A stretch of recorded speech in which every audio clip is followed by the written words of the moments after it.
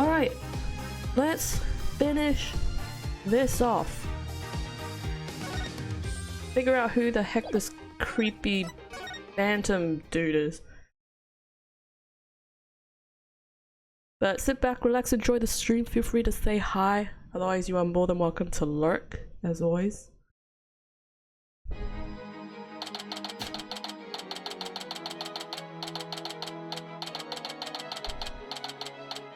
The 720 District Court, courtroom number 4. Literally continuing on from yesterday's part. Mr. Justice, please explain yourself. It's very simple. There isn't much to explain. Okay. I'm a lurk, I'm gonna play Baldur's Gate 3. Okay, no worries, Rain. Enjoy Baldur's Gate 3. The defendant, Miss Athena Sykes, might not be innocent. What are you talking about? The case from 7 years ago has been settled. I'm not talking about the past here. I'm talking about the present case. It's still not clear who It's still not clear who killed Clay Terran. Why was that so complicated to read? Ooh, that fade-in transition. But Apollo, why would you? Playing a barbarian warlock fighter. I'm going to pretend I know exactly what you were just talking about, Rain. Miss Sykes, please listen quietly to what I have to say. What in the world is Apollo trying to do? Your Honor, please allow me a little of the court's time. But this is a trial for the case from 7 years ago. Miss Blackwell, I'd like to ask a favor of you. Just as you lost someone close to you, I lost someone close to me too. I'm sure you want to know the real truth of what happened as much as I do. Apollo. Hehe, sure, you know I'm all for the truth. Now let's see you expose the little princess's guilt. Judge, I give my permission. Continue with the trial. Very well. Is that alright with you, Prosecutor Edgeworth? The prosecution has no objections.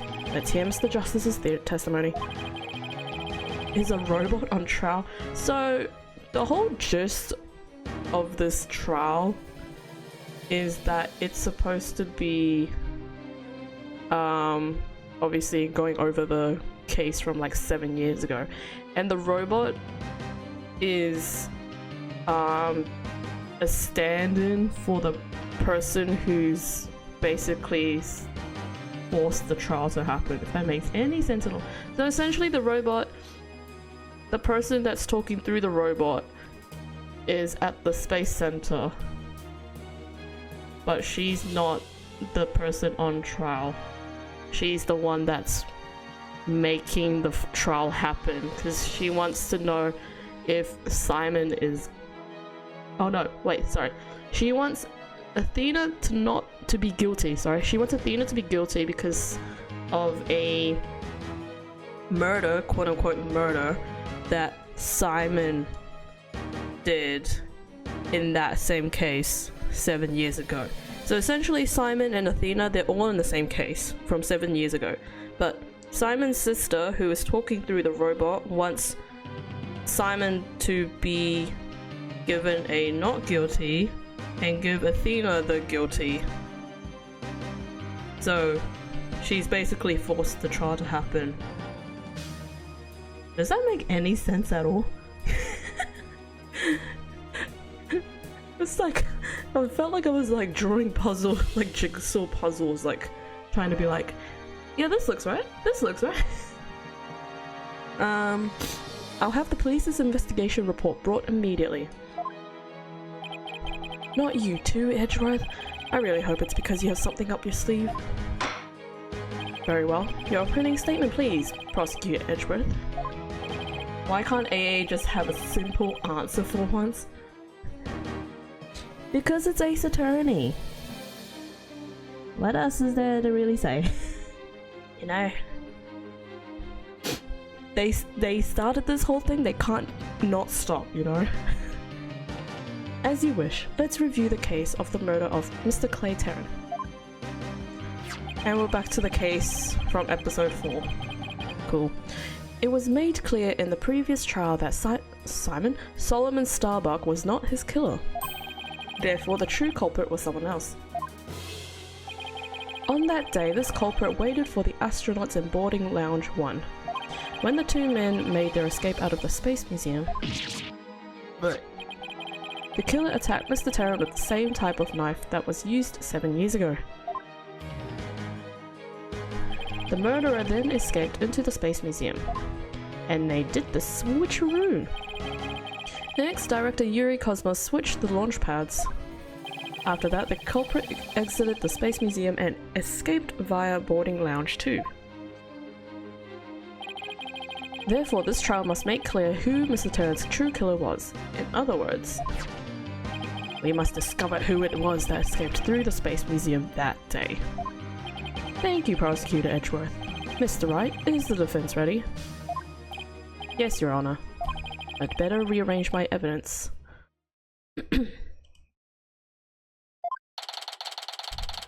Relevant evidence swapped into the court record.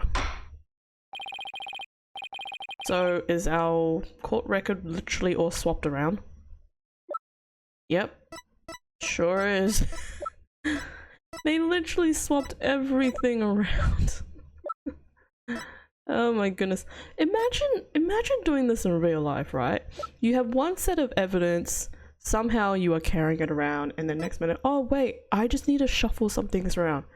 Give me 1 minute. Just bring out a giant bag full of evidence, and then just stuffing all the ones that you don't need into the bag and then swapping them out.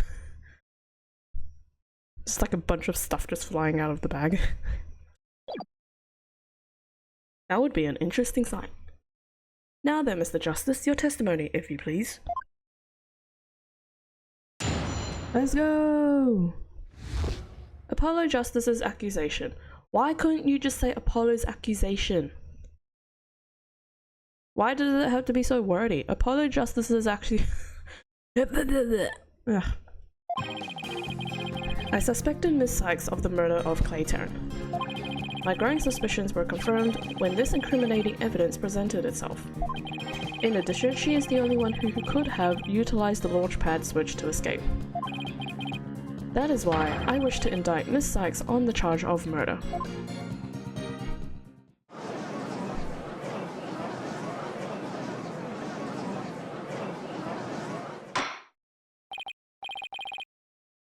Order! Order in the court. Mr. Justice, you realize you are charging your own co-worker with murder, don't you? Yes, Your Honor, because that is the conclusion my investigation has led me to. But Apollo, why? How could you suspect me too? Mr. Wright, your cross-examination. Please. What is... I don't get it. Just what did you find out over the past few days to make you think this? Plot twist, Apollo dislikes Athena so much. He wants her out of the Write Anything of the agency. I'm kidding. Let's just process things. What first made you suspicious of Miss Sykes?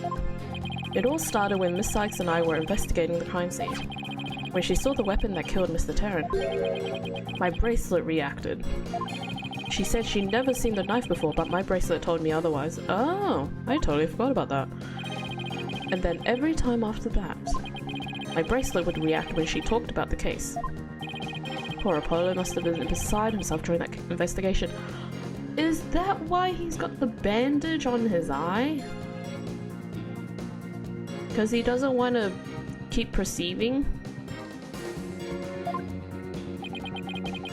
Also, that bandage is not fully wrapped around his head. Looking at his model right now, you can kind of see the bandage is like half in his head. Like, where did the rest of it go? I didn't know what to do or think. I couldn't even sleep. In that condition, I knew I wouldn't be any good in court. So I decided to wear an eye patch. So I wouldn't be able to perceive any of her tells. Look at me. I'm so smart. Can I be a detective? That was okay. So smart. So that's why Apollo was acting so strangely. But the reason Miss Sykes unconsciously reacted to the knife that way is because she stabbed her mother's murderer with one identical to it 7 years ago. Objection! That knife was also the murder weapon that was used to kill Clay Terran. My bracelet could have also reacted to her because she knew she was his killer too. Ugh. I guess he has a point. But my bracelet wasn't the only reason I became suspicious of her. My growing suspicions were confirmed when there's incriminating evidence pressed in. Hold it! That's the lighter that was found in the Space Museum with her fingerprints on it, right? But even if it seems decisive, there must be other facts we don't know about it yet. If that's so, go ahead and prove it then. Look, honestly, I don't want to believe it's true either, but Miss Sykes was the only one who was in the Space Museum at the time of the murder. But Mr. Justice, Miss Sykes had absolutely no motive to kill Mr. Terran. Objection! She didn't even know him. 7 years ago, Miss Sykes lived at the Cosmos Space Center. It wouldn't be strange if she had some kind of connection to him. Besides, people sometimes kill for motives we can't even imagine. I know you've seen plenty of cases like that in your own career, Mr. Wright. Still can't believe this. How can you actually suspect Athena, Apollo? How could you do this to us? Hold it! Isn't it possible that somebody else used that same escape route? I'm afraid not, Mr. Wright. Why not? Because I said so! Recall there was a security camera in boarding lounge 1 aimed at the launch pad door. It's the camera that captured Mr. Terran and Mr. Starbuck. There's also another security camera in boarding lounge 2. It recorded Mr. Terran's killer, or rather Miss Sykes, coming out of the Space Museum. Do we have that footage? A camera in boarding lounge 2? First I've heard of it, but it makes sense. Athena says she had snuck into the Space Museum the night before the incident, and then was overcome and passed out until around noon the next day. I was out until about noon of the next day. I didn't even know about the explosions. I wonder if she got knocked out. And then she was hidden somewhere. When I woke up, nobody was around, so I just went out into boarding lounge 2, as you normally would. That must have been when the camera captured her. And that's what made Apollo suspect her even more. But wait a minute. In that case, it's most likely recorded the true culprit as well. Objection! Let me guess, it's not there. That's a negative on that one too, Mr. Wright. In the footage taken after the incident, Miss Sykes is the only one who appears. Right. What? Why? Why? Order in the court. That can't be. But if it is, then it is incredibly incriminating. Wasn't it you who proved in the previous trial that the way the true culprit escaped was via the Space Museum after the pads had been switched? A fact you previously proved turned on its ear, leaving your client high and dry. I must say, that is vintage Phoenix Wright. Thanks, Edgeworth. Yeah.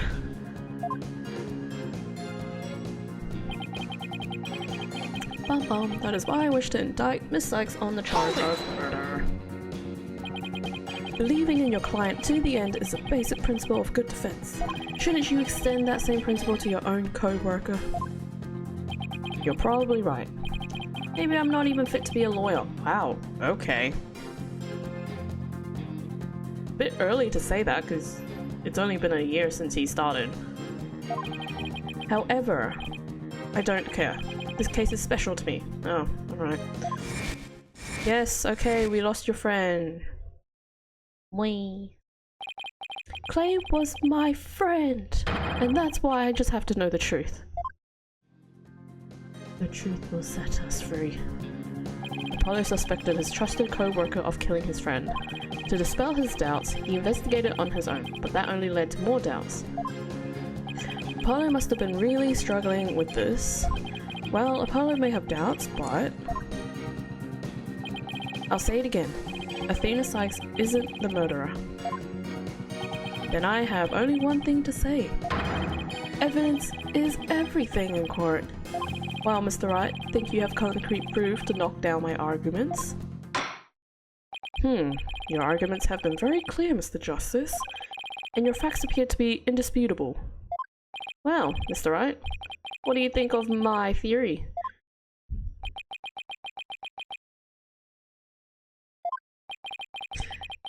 It looks like... Wait, it looks like not even you can deny it. Miss Sykes was the only one who used the only possible escape route.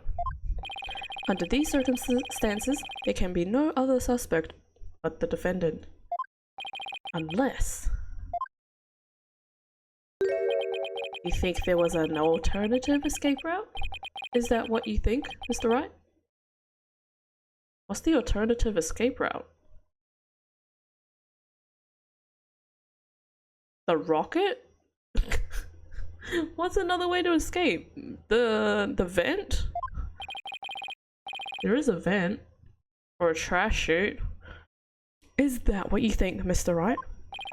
Is that what you think, Phoenix? What? Was there an alternative escape route?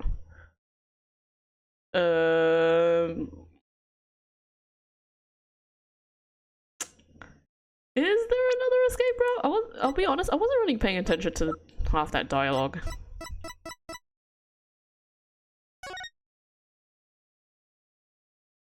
Nope, not that one. This one. I want to look at this one. Oh, no, that's not it. Where's the... Oh, do we not have the map? That's not it. Oh. Oh, we don't have the map. I thought we had the map. I guess not.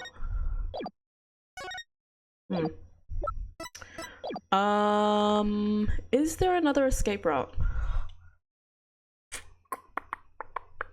Hold on.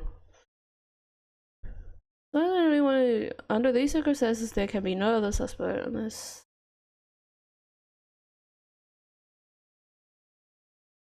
What if, I'm trying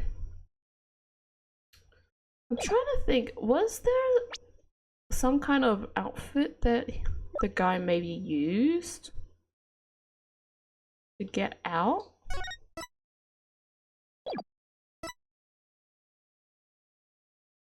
It was lowered to the ground from the window of the floor. It was used to evacuate Space Center personnel.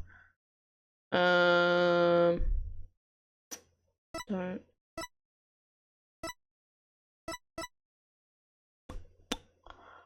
I'm going to say...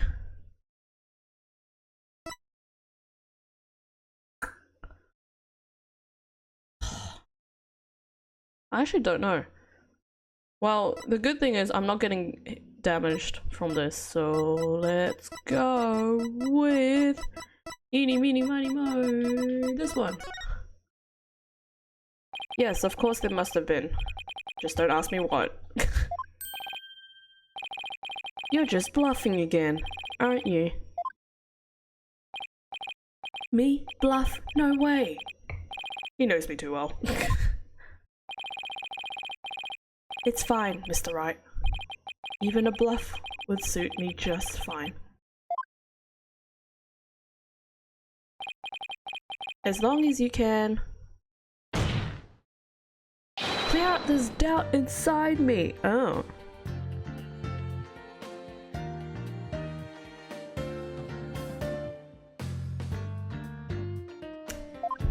Okay, what's going on? Wait, so is that what this is all about? I want to believe in Athena. I really do. But what is faith without doubt? True. That's why I need to question her guilt. So that once the truth finally comes out, I can really fully trust her. So that you can really trust me? Edge of the Psych. I'm here too! It seems your junior partner has just showed us what trials are truly all about. I believe you're right. We prosecutors painstakingly question every detail in pursuit of the defendant, while we lawyers believe in and defend our clients to the end. When both sides go all out against each other, that's when we discover the truth. Precisely, and when the battle is over, we will understand the true meaning of trust. What is this weird monologue that's happening right now? In the middle of a serious court case. It's okay, Edgy, you have your turn to speak, little buddy, I promise. It's okay, little one, pet. That is exactly what trials are about, wouldn't you agree? Yes, I couldn't ignore the seed of doubt that was growing inside of me. So I decided I need to face it head on. No matter what the truth is that's waiting ahead, I won't be afraid. There's the little head pat. Maybe I need to get a head pat emote. There's so many moments in my streams where like the head pats have been like timed so well. That's so like Apollo, always uber earnest about the things like this. Mr. Justice, I vow to dispel every last bit of doubt in your heart. Good, because I want to believe in Miss Sykes again. You're really hoping there was an alternative route, aren't you, Apollo? Oh, what if I said no? That would have been really funny. But if I use the process of elimination, there really aren't that many possibilities. Director Cosmos was at the southern exit, leaving only the control room and the corridor to the Space Museum. Which door could the culprit have escaped through? Come on, Mr. Wright, where do you think the culprit escaped to? I really don't know.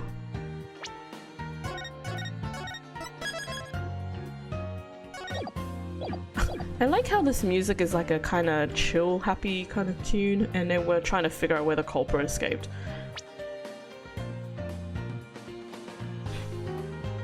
Leaving only the control room and the corridor to the Space Museum. Which door could the culprit have escaped to?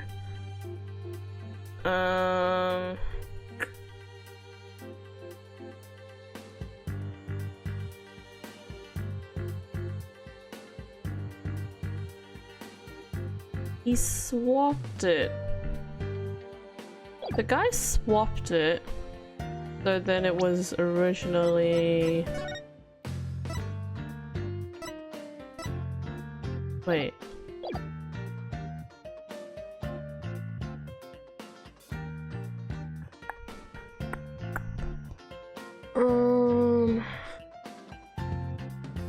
I mean... The logical answer is the control room. But I feel like that's too easy.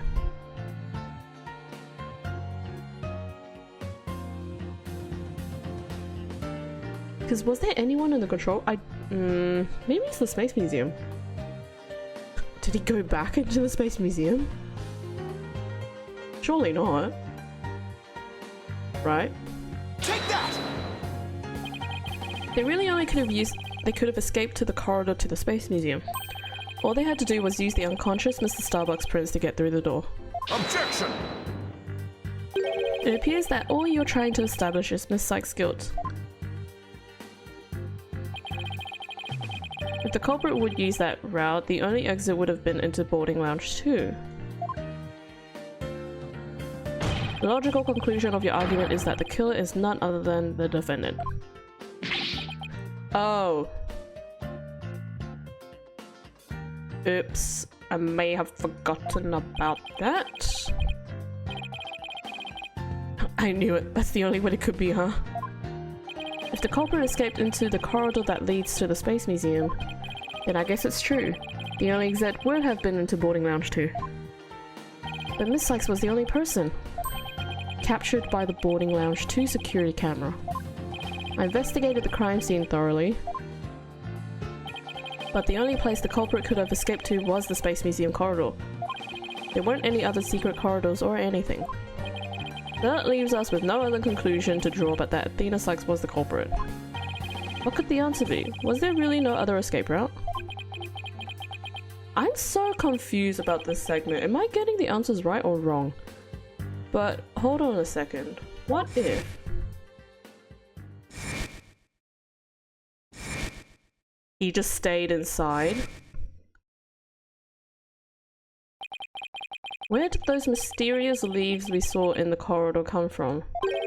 What if they are a clue to the culprit's real escape route? I think it is possible that the culprit escaped into the Space Museum, but then came out using a route other than into Boarding Lounge 2. It's not the latter, is it? Oh? Launchpad 1 and the Space Museum were switched after the bombing, meaning the Space Museum corridor was moving along the rail at the time, which is exactly when an alternative escape route opened up for our culprit. Are you kidding me? It's the— oh, please don't tell me it's the latter. Judging by the intense look in your eyes, I take it you're serious. Very well then, Mr. Wright, do tell. Where could the culprit have gone from the museum corridor besides Boarding Lounge 2? I am very lost right now. I'm gonna be honest, I don't know.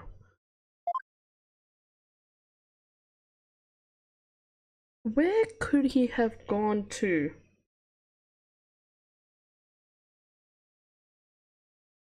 Huh?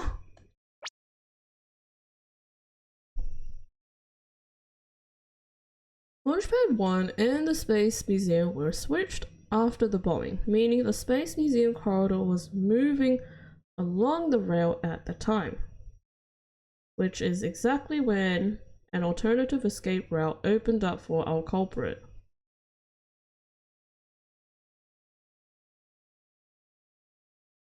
What? Where did those mysterious leaves we saw in the corridor come from? What if they're a clue to the culprit's real escape route?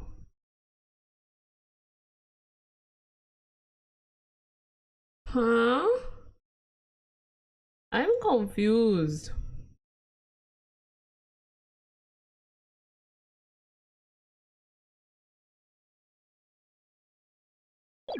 I'm confused.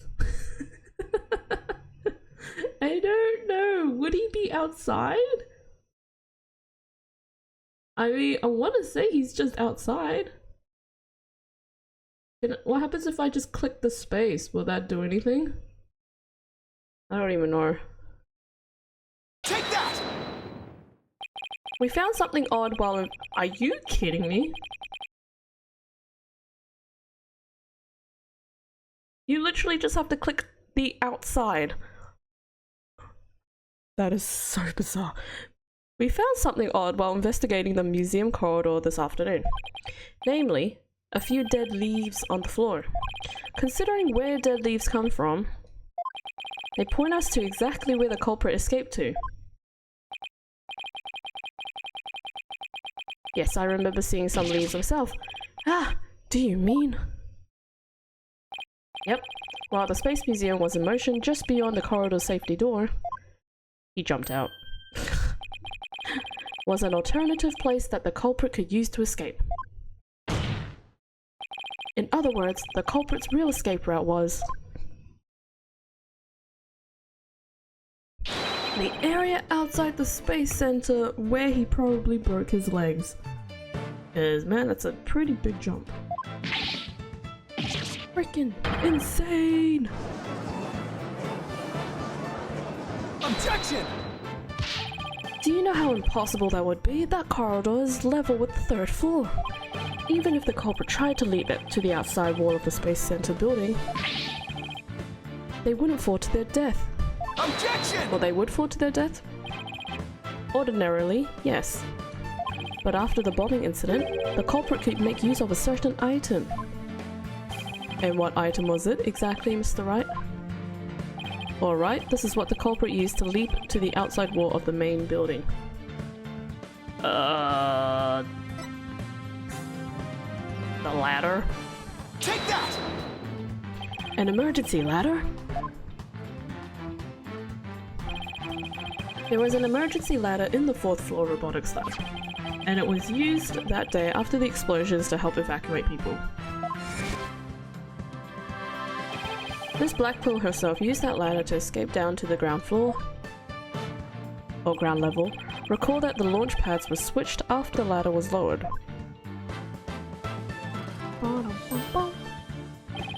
Wow, that angle. The corridor would have passed by the ladder while the pads were being switched. And that's when the culprit literally sprang into action and yeeted himself out and onto the ladder somehow. Depending on how fast is that even moving? And leaped onto the ladder. What? Who would have imagined? Again, going back to what Thick said half an hour ago. Why can't Ace Attorney just have simple answers for once?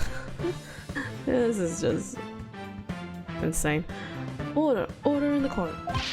Well, an alternative escape route seems to have emerged. Which means someone other than Miss Sykes could have been the culprit, right? Objection! Making things up on the fly in an attempt to sway the court again, are we, Mr. Wright? Your theory has so many loopholes, it puts Swiss cheese to shame. Okay. Ouch. To the Swiss cheese, I guess. Alright then. Name 1. I have here detailed information about the Space Center. According to this information, the distance between the museum corridor and the main building during movement is a full 20 feet. What's that in kilometers? I can't do feet. What's kilometers and 20 feet? 20. Let's Google 20 feet. Or meters rather. Not kilometers. That's 6 meters. Dang, that's pretty high. 20 feet? You're pulling my leg, right? In addition, the corridor is 3 floors from the ground, or roughly 50 feet. That is... That's what? I want to say maybe 20 meters. That's probably way off. Oh, 15! It's 15 meters. That was close. Roughly estimating the distance for that. What's more, the culprit would be leaping to a precarious place, an unstable ladder. Ugh. Human beings feel fear. Human beings feel fear in dangerous situations. It's a basic survival instinct. An ordinary person would certainly hesitate before jumping, or even freeze in fear and not jump at all. Objection! But the culprit had just murdered someone. They were in an ordinary state of mind. Objection! Nevertheless, why would they have taken that kind of risk? They could have waited for the switch to be complete and escaped to boarding lounge 2. Objection! Because he was desperate? Because there was a security camera in boarding lounge 2. The culprit knew they would be recorded if they left the Space Museum that way. Objection! In that case, the culprit could have hidden in the museum until things settled down. That's what I said! And then blended in with the other people after the museum was opened. That's a good point. Phoenix agreeing with the prosecution is not a good sign. But you claim that, despite all this, the culprit took a 20-foot death-defying leap, and all in the brief moment the corridor and ladder passed by each other.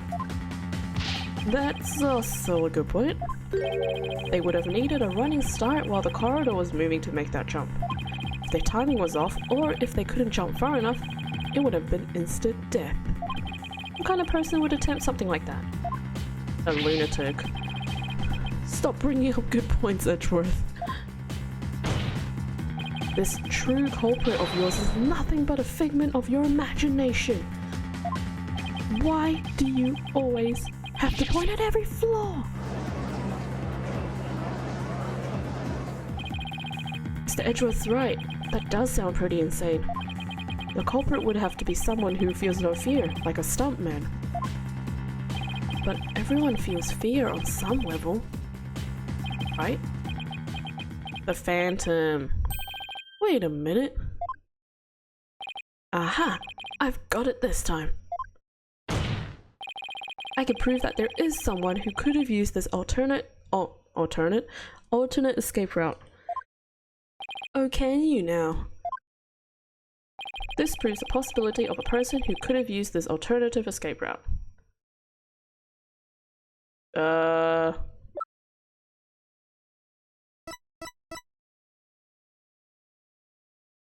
Wait, what? This proves the possibility of a person who could have used... What? Oh, this, right. Take that! I was fully like waiting to present the actual profile, not the evidence. That's why I was so confused. What's that, Mr. Wright? This is a certain person's very interesting psych profile. The subject doesn't experience feelings like normal people do. In other words, this person doesn't feel happiness, sadness, or fear. Doesn't feel fear? Right. You can't be serious. Without the constraint of fear, he could easily do what an ordinary person wouldn't dare. Ooh, dramatic music. Just as you or I could do a broad jump on the ground without the slightest fear. This subject could make a 20-foot leap 50 feet up in the air.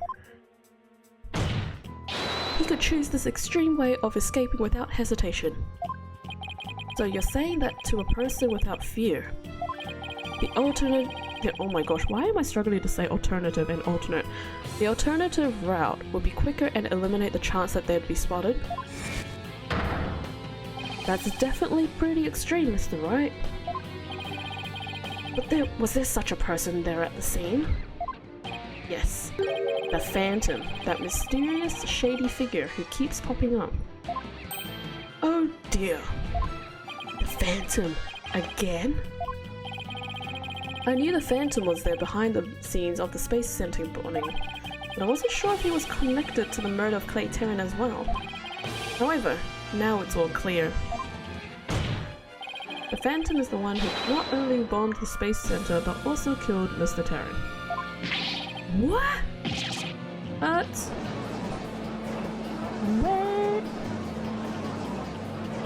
Oops.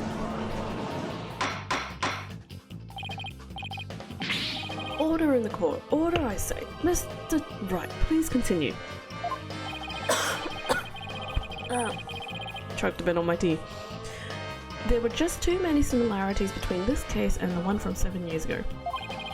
But why, you may ask?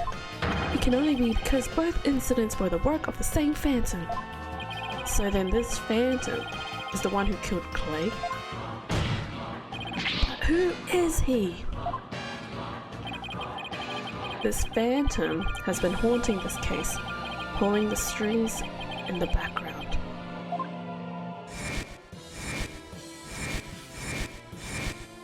Oh, I hate this creepy mask. Ugh. Who could this unidentified international spy be? Right, this escape route must have been a part of the Phantom's plan from the start. As was tricking Director Cosmos into switching the launch pads. The bomb on the second floor was meant to make the elevators and stairs unusable. That's why he gave advance warning and planted the bombs where he did. Yes, I think you're right. But it doesn't explain this one last thing. So I lowered my emergency ladder like the detective leading the evacuation told me to. Is it Fulbright? It was such a pain. Why couldn't they have used the ladders in the other rooms? The robotics lab wasn't the only room with an emergency ladder, but he couldn't have made that leap unless he was certain which one it would be. So you mean the Phantom must be someone who knew that particular ladder was going to be used? That's right. Who could it be? Wait a minute. So I lowered my emergency ladder like the detective leading the evacuation told me to. It's Fulbright. Oh my gosh. Miss Blackwell lowered the ladder after being told by the detective leading the... Yeah! You've got to be kidding me. Did you figure it out right? Do you know who the Phantom is? Yes, I do. Who is it? Who killed Clay? Our mystery spy, known as the Phantom, is none other than Trucy. No, I'm kidding. It's Fulbright.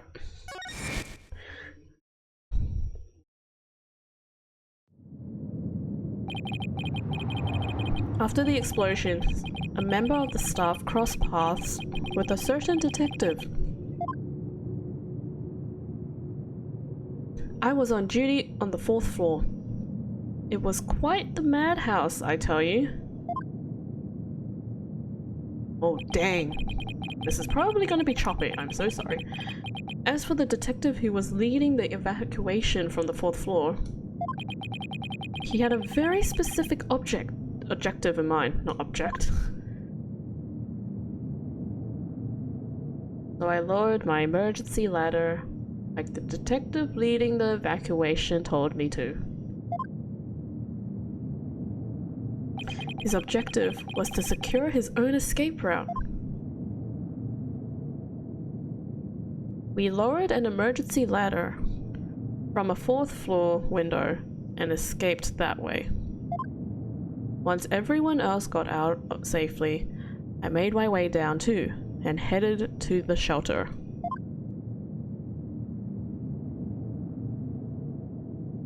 This is a detective you all know. He's even the lead detective on the current case.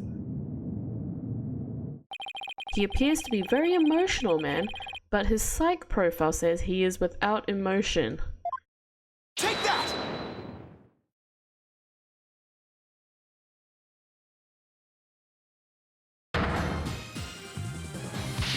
Oh yeah!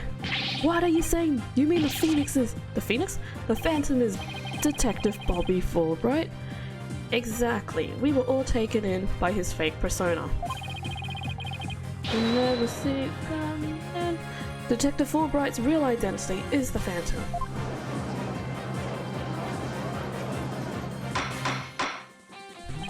Order in the court. Mr. Wright, how could this be? Can we bring back Gumshoe? I want Gumshoe back. That's easy, Your Honor. Detective Fulbright was leading the 4th floor evacuation effort. Our first clue is that he made no attempt to have any other ladder put to use.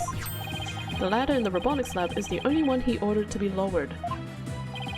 The second is that he directed everybody to the basement shelter via this ladder. Verily. Excuse me. It was all a part of his plan to create an escape route. After Detective Fulbright saw to it that the ladder was lowered from the robotics lab, he went into the lounge where he killed Clay Terran and escaped into the Space Museum. The museum started moving slowly, so he waited for the right time, got a running start, and yeeted. And just as the corridor was passing the ladder, he leaped onto it. Grr, I don't believe it. That addle-padded detective. Addle-padded? The heck is that word? Addle-padded.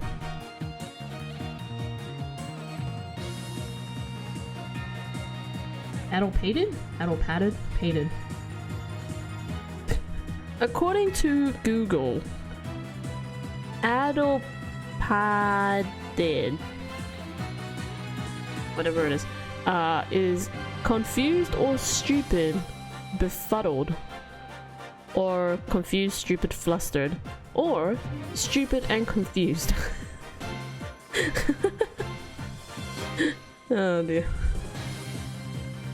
That addle-padded detective did all that? Was it really him? I mean, all this time I thought... Sorry we didn't catch your name. My name? I'm Bobby Fulbright.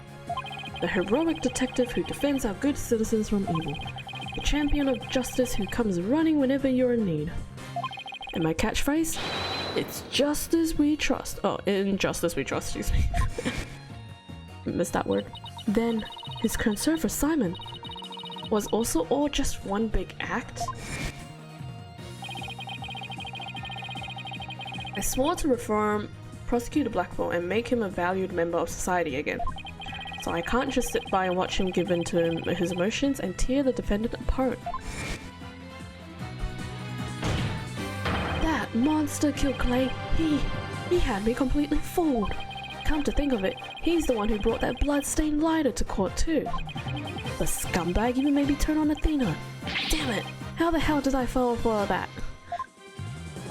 For him to have wormed his way into the police department as well. Ugh. No background checks? Don't they normally do background checks for police? Enlistments? Or is that just a random thought I just came up with? Your Honor, the defense demands to question Detective Bobby Fulbright. Yes, I agree that we need to hear from him right away. The court will take a short recess and then Detective Fulbright will take the stand.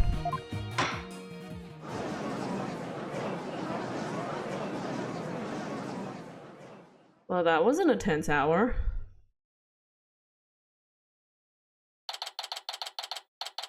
So is Apollo gonna take off his eye patch thing now, or... Also, it's 5:13 p.m. Bro, we're gonna be here all night? What? Thank you so much, Mr. Wright. If it wasn't for everything you did, I... Don't thank me yet. We still have an uphill battle to fight. You got it, boss. Aw, poor Apollo. Apollo! Ugh. Oh, this is awkward. Athena, can you do me a favor? Huh? What is it? Could you... punch me, please? What the? Huh? What? Why should I do that? Because I should have believed in you. I let the seed of doubt inside me get the best of me. I'm really sorry that I didn't trust- Ouch! Don't be such a dope! I was really touched by what you did. Huh? Now what are you talking about? I want to believe in Athena. I really do, but what is faith without doubt? That's why I need to question her guilt. So that once the truth finally comes out, I can really fully trust her. You took the time and effort to genuinely think about who I am and what I'm made of. After all that, how could I punch a true friend like you, Apollo? You didn't have any trouble slapping him a second ago. True friendship right there. Thanks, Athena. And thanks for waking me up to reality again. Guess I know now who to call if I ever get sleepy in court. It looks like you have some promising young people working under you. Is it Edgeworth? Oh, why'd you put your glasses back on? Ah, take your glasses off. No. Edgeworth. Yeah, I think they're pretty great myself. And they're not afraid to keep me in line. Anyway, I have some very good news. Aura Blackquill has surrendered and the hostages have been set free. Tracy and all the others? Oh, thank goodness. Miss Blackwell said she had something she really needed to do. So I granted her special permission to do what she must. I wonder what it is. Oh, hello. Miss Blackwell! You came here very quickly. I didn't come to apologize, if that's what you're thinking. My actions are what allowed the truth of what happened 7 years ago to come to light. But I did come because I had something to say to all of you. Miss Aura! You better not be here to complain about something. Why is he glaring? Miss Blackwell, I want to apologize to you. The fact that you couldn't trust the court system is our fault. Yes, it's true the courts are filled with incompetent idiots. Still, I suppose I could let you handle the rest of this case for me. Oh, Miss Aura, does this mean you're starting to trust the system again? No, of course not. Be quiet, hunk of junk. Okay. I hope Scott too high. It's just, I wouldn't mind if you were the ones who took Matus's killer down. Leave it to us. We'll get him. I guess that means she's starting to trust us, at least. Oh hey, Simon. Right, you're still here. Aura. Simon, I'm so glad both you and the princess were cleared of all suspicion. And it's all thanks to me and my robots. You'd better be grateful. You saved our lives. We are eternally grateful. Just be like the 3 aliens from Toy Story. But there's 2 of them. Never imagined you would go that far. Though you always were extreme. And I don't recall ever requesting your help. As closed as ever, I see. Well, now that you've been released, guess it's my turn to go live in the slammer. I just hope you're not the prosecutor for my trial. You'd probably give me the death penalty. You know me all too well. I guess love can take on a variety of expressions, including stunted in their case. But I truly was about to be executed tomorrow. Though, because of you, it looks like I won't be crossing the stinks just yet. The sticks. I still have no idea what that word is. You have my heartful thanks, Aura. I'm sorry I caused you so much anguish. Is she gonna stop crying? Simon. Yep, there it is. Sniffle. I'm so glad, Simon. So very glad to hear you say that. Aura. Alright, that's enough of that. Bailiff, take me to the detention center. Also, I only just thought of it. How do you get your hair like that? Like, my hair isn't long enough to do that, but like, how do you even... Like, I would only imagine that's a lot of hairspray and whatnot, but... Sticks. Okay, so it is sticks. Okay, I am pronouncing it correctly. What Miss Blackquill did was inexcusable. But it's clear she did it out of love for her brother. I still can't wrap my head around Detective Wright being the Phantom. I can't believe you killed Clay. Right, and murdered my mentor, which brought great distress upon to Athena. Chief Prosecutor? Yes? I would ask a favor.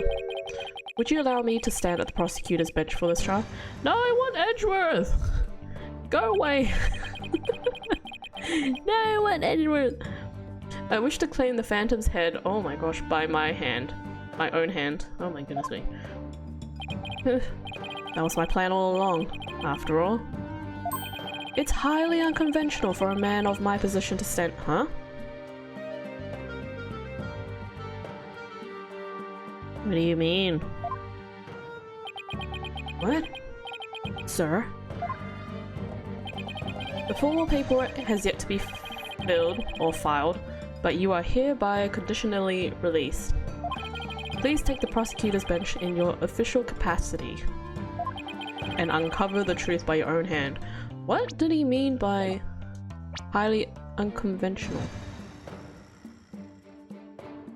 Oh, I understand now. Okay, okay. Because he was supposed to finish the paperwork for— Okay, I'm putting it together now. I'm much obliged. Oh, yay! The day to part with these have come at last. What if I just leave the screen like this? He won't ever be free. He will remain in these shackles.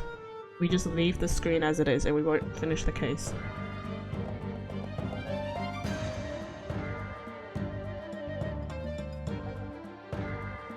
No, I'm just kidding. That's too cruel. Chief Prosecutor, could you?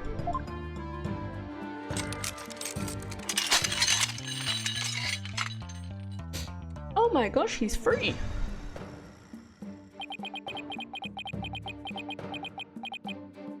How long have I waited? Maybe it's the sense of freedom, but even the air seems fresher, the light brighter. And I will relish slashing that blackguard Fulbright to shreds without mercy. I don't have to be able to read his heart to see how happy he is. I'm so glad, but I won't cry just yet. After all, we still got a trial to finish. It's okay to cry, Athena, I promise. Prosecutor Blackwell, Mr. Wright, please avenge Clay's death for me.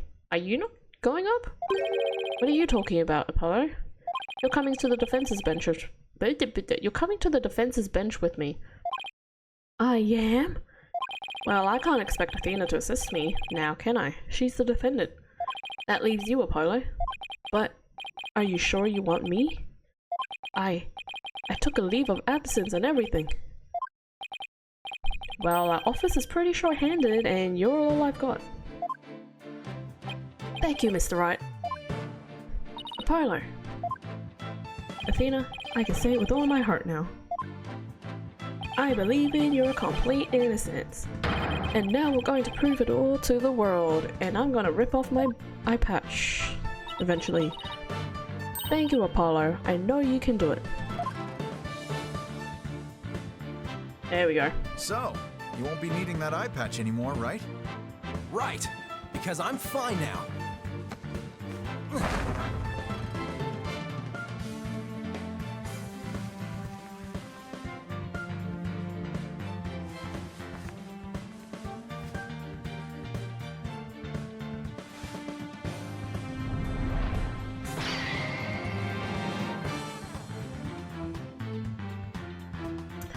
That was a lot of bandages.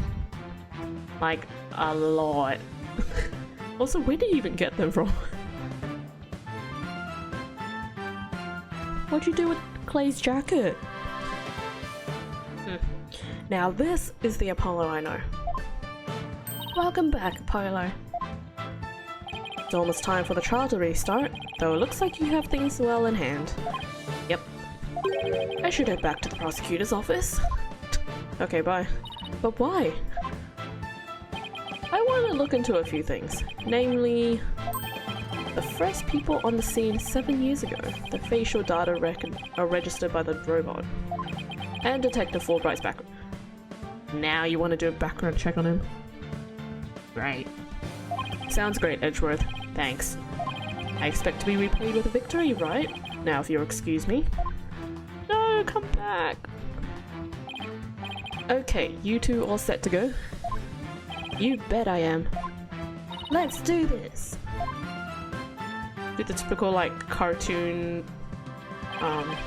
freeze frame when you punch your arm in the air, like, yeah! This is it, the final battle. The murder of Apollo's friend. The courtroom bombing incident.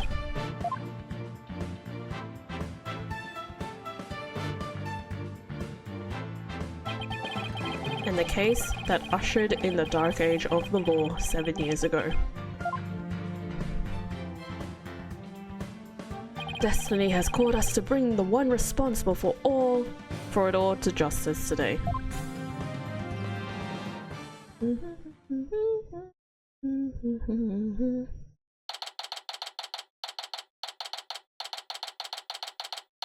5:27.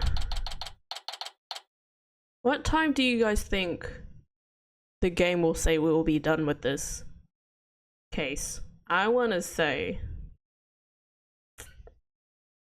8:30. Either 8:30 or 9 p.m. Right now, it's 5:27.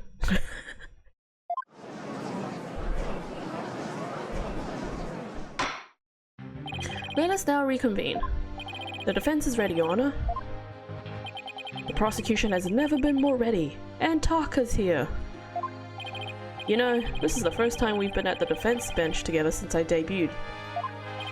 Now that you mention it, oh, that is true. It's always been Trucy. Oh, that's funny. Although back then, I thought you were more loud than you were reliable. Oh! Damn! Phoenix! Yeah, come join me on the bench. Yeah, you're way too loud. You've really come a long way since then, Apollo. You've grown a lot. Well, there have been some hiccups, but I guess I've done pretty well. He's still got that ego of his, though. Prosecutor Blackwell, with the 7-year mistake now resolved, you can finally take your rightful place as king. Yes, I guess we could keep the chit-chat for later. Bailiff, please bring the witness immediately. Even with those handcuffs off, Prosecutor Blackwell seems to be pretty much the same. 7 years of grumpiness doesn't go away so easily, I guess. There he is. The man of the hour. Ha ha ha ha! Bobby Fulbright here. I heard I was needed on the stand, so here I am. Detective Fulbright, do you know why you have been called to give testimony? Yep, because there's only one reason why I'd be called. And that is because it's time for justice. In justice we trust. Oh my god. Objection! You can't fool us with that act anymore. Your justice is nothing but lies. What? Are you questioning the integrity of my sense of justice? I mean, sure, sometimes I make mistakes, but hey. He's acting exactly the same as always. Tell me about it. You must be feeling awfully confident.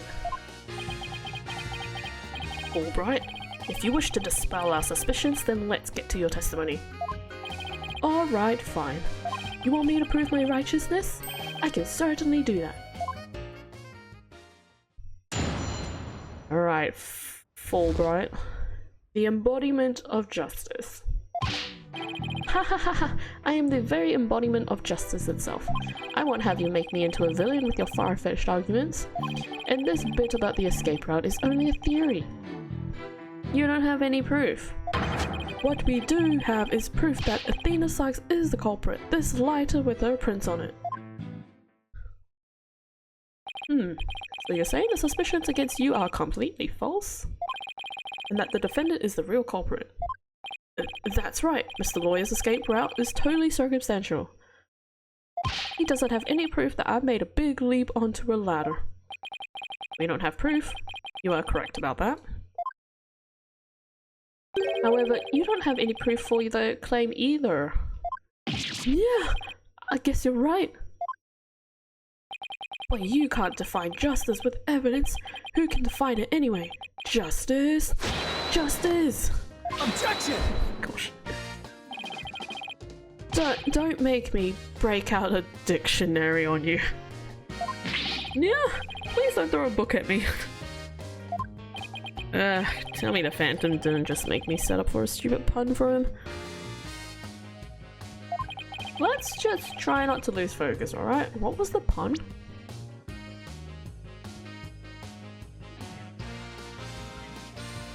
Break out a diction. Okay, wait, is it because he said dictionary in the...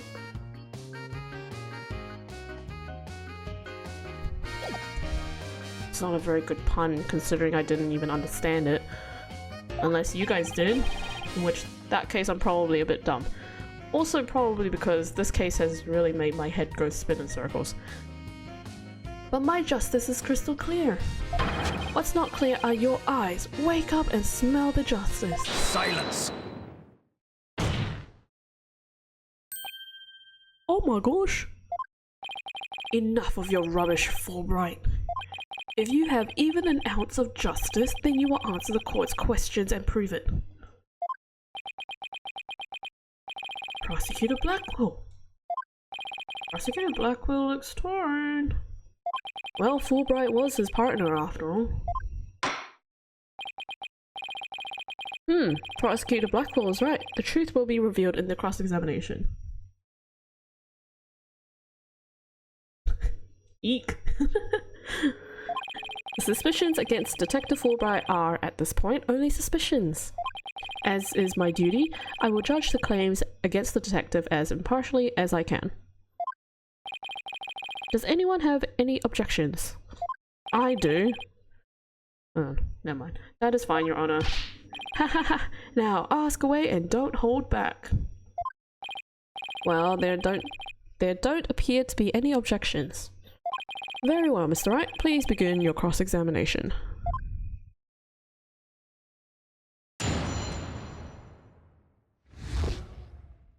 So, is this still fast music or is it normal? Yeah, it's normal.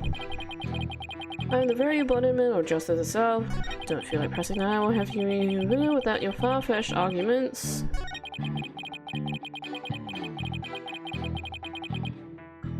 What do we have as proof that Athena Sykes is the culprit? This lighter with her prints on it.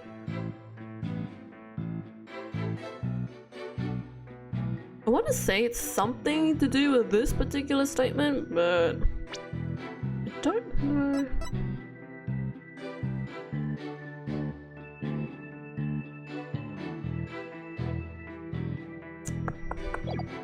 Let's maybe press these last two statements. Then please tell us more about the circumstances surrounding the ladder. Well, I'd much rather expound on the topic of justice, but oh, alright. Let's see, what should I ask about? The lab. Please tell us anything you remember about the lab. The lab, huh? Wow, it was so messy there was hardly anywhere to step. I guess they were in the middle of building a giant robot. That's true. Yeah, that's pretty much how it looked when we visited it this afternoon too. Oh, okay, I know the drill. You want me to add this statement to my testimony, don't you? What? No, way ahead of you. I'll just add it in. What the heck? The lab was very messy, so it was actually kind of a poor choice for the evacuation.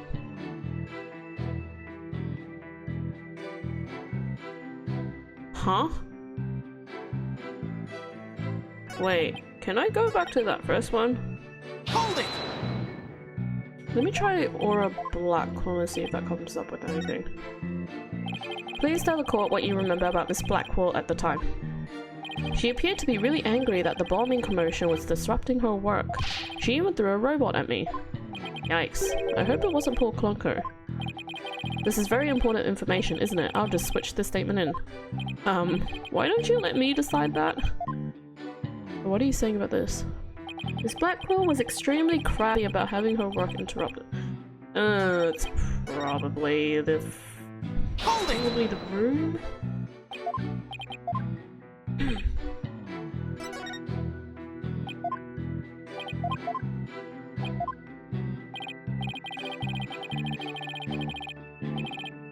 Spot the testimony.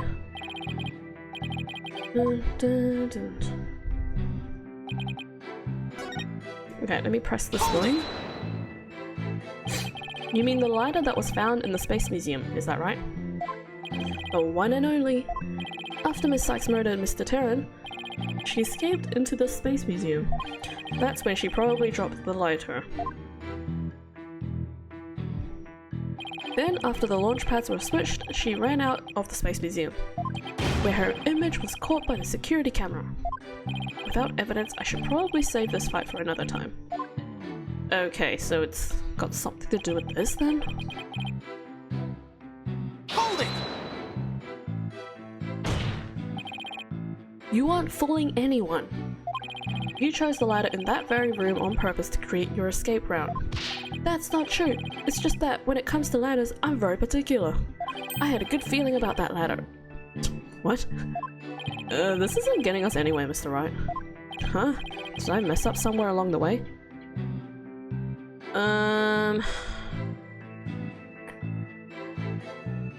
What happens if I press on like this? Let's proceed with your testimony, shall we? Ha ha ha ha! Certainly, certainly. Looks like he's sticking with Athena as the culprit.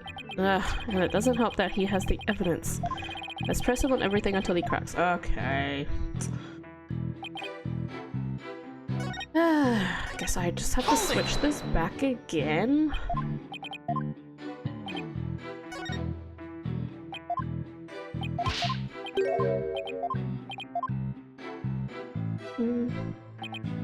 Hold it! I'm beginning to wonder, is Max Blackquill ever not crabby? Well, they already took her down to the station, so it's a bit late to ask her now. Thank you for stating the obvious. Just my opinion, but maybe it's best we don't ask her about that. Ever. Should I try asking the detective something else?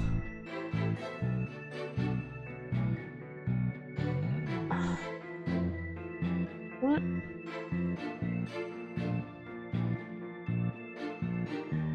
I might go back to the lab. I think I have to press all the statements, which doesn't seem to make any sense. Haha, I'm the very embodiment. The embodiment of justice? Those are just empty words. But they say if you keep saying something, it can eventually become the truth. Isn't that how people make their dreams come true too? By wishing over and over?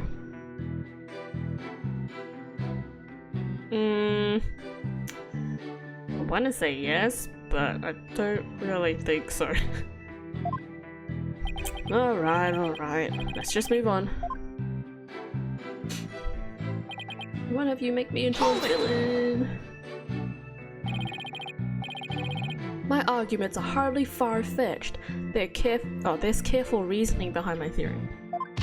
Yes, well apparently there's reasoning behind even a tofu burger. A tofu burger? Ew. But what we have against Miss Sykes though is not just reasoning, but solid evidence. And it's called the lighter, with Miss Sykes' fingerprints on it in the victim's blood. Yes, that's true, but... Wait, Detective Fulbright was the one who brought that evidence to the trial. If you harbor any suspicions, I suggest you ask Fulbright, right Dono? Especially about that lighter. He's right, but what exactly should I ask about? The number of prints or the position of the prints?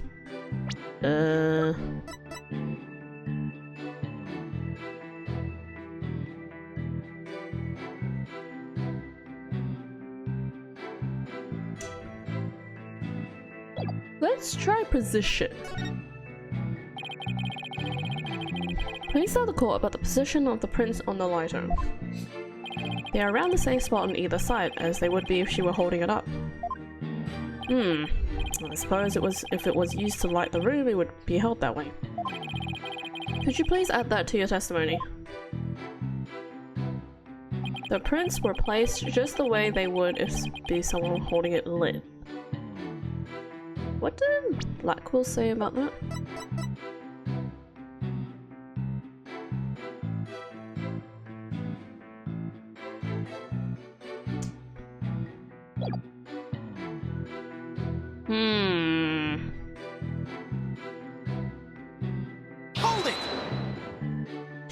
Yes, Miss Blackwell did mention she saw a lit lighter being there. I mashed the A too quickly.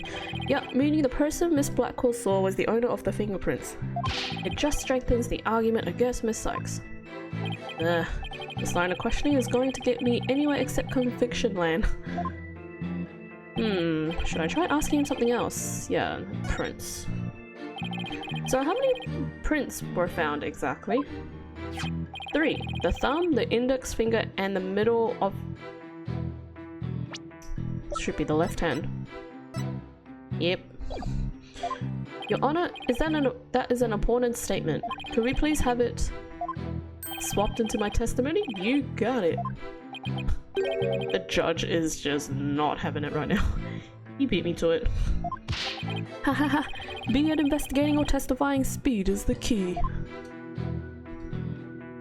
3 prints were on the lighter, the thumb, index, and the middle fingers of her right hand. The thing with this game, right, is that you just have to keep pressing all the statements. You can't just assume one thing. Objection! You say the prints were from the right hand, is that correct? That's right, very clear prints. But that doesn't add up. Huh? What doesn't add up? According to Miss Blackwell, who saw the culprit herself, this person held the lighter in their left hand. Oh? So here is the dilemma before us. Why are the prints on the lighter from a right hand instead of a left hand? Yeah.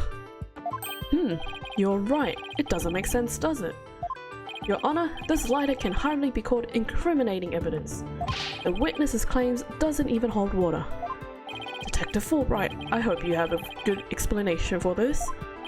I just can't understand it. They're definitely right hand prints.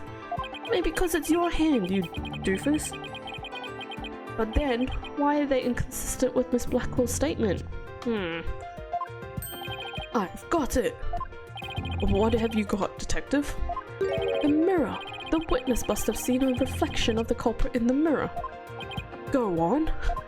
Miss Blackwell was looking in through the window of boarding lounge 1, wasn't she? I believe so. If you mean the little window in the back and to the right of the room, that's right, and across the room on the opposite wall. Oh. Is a large mirror. I do remember seeing it. So are you saying?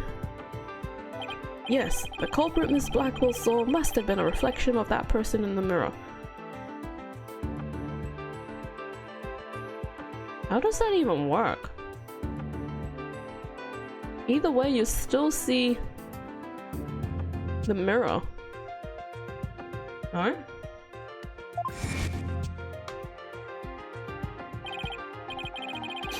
I see. In that case, right and left would appear reversed, wouldn't they?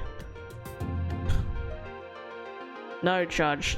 They would appear just as how it is, even in a mirror. Ha ha ha ha! Now do you see? That's the logic of pure justice! Objection! But your argument is only conjecture.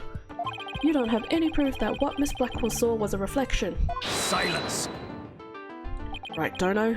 You'd sooner nick yourself than him like that. Put some more muscle into it. Huh? Ha ha ha ha! That's right! Besides, the lighter could have been in the left hand. And why not? Miss Blackwell says she saw an Earth emblem on the lighter, didn't she? That emblem is only on one side of the lighter. You're right. There's no emblem on the other side. Exactly, as blank and smooth as the judge's fine scalp. Okay.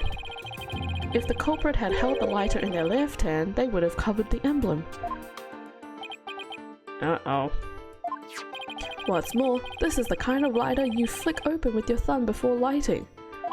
So if the culprit had held it in their left hand with the emblem out and visible, they wouldn't have been able to open it, let alone light it. But if they had held it in their right hand, they could have easily opened it and light it. This all means that the culprit was definitely holding the lighter in their right hand. no! Come back, my beautiful contradiction! It appears you planted a flower that bears no fruit. Ha ha ha ha ha ha ha! See how it withers before my flower of justice? He's tough. He's managed to discredit almost everything I've proven up to this point.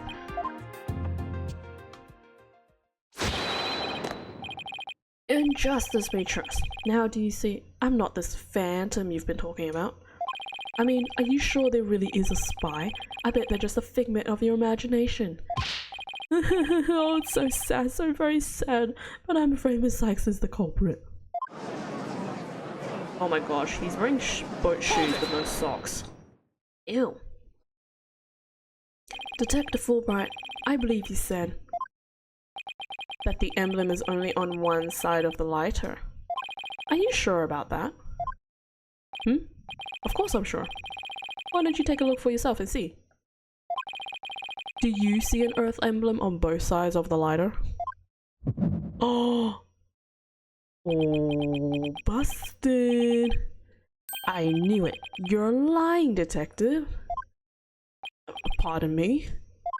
You mean... Yes, my bracelet reacted to his statement about the emblem. He's definitely hiding something big. And I think if we use my talent, we might be able to figure it out. Justice Stoner, are you to use that cheat of yours again? Is it a cheat though? We've kind of already used it in Apollo Justice. It's not cheating, Prosecutor Blackwell. Very well.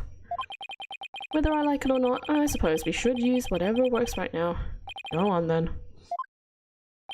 We have Prosecutor Blackwell's reluctant blessing apparently. Okay Apollo, you're up. Here goes then. Detective Fulbright, could you repeat that last statement one more time? What in the world are you up to? Alright, fine. I'll say it as many times as you like. Listen carefully.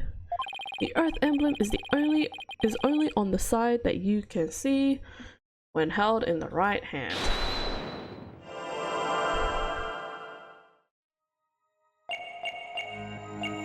Is it your eyes?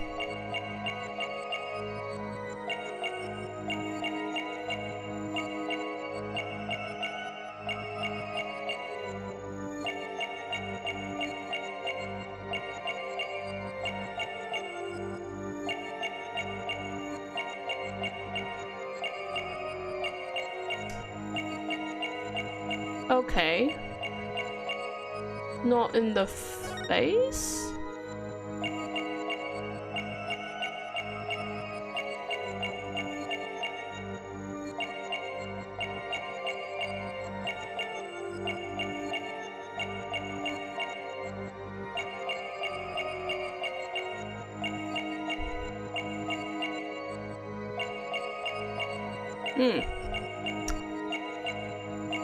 Okay.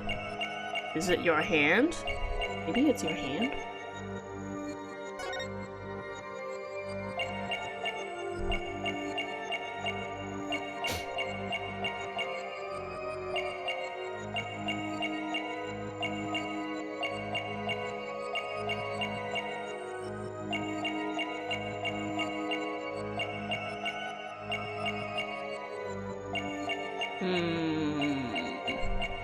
Are you sweating?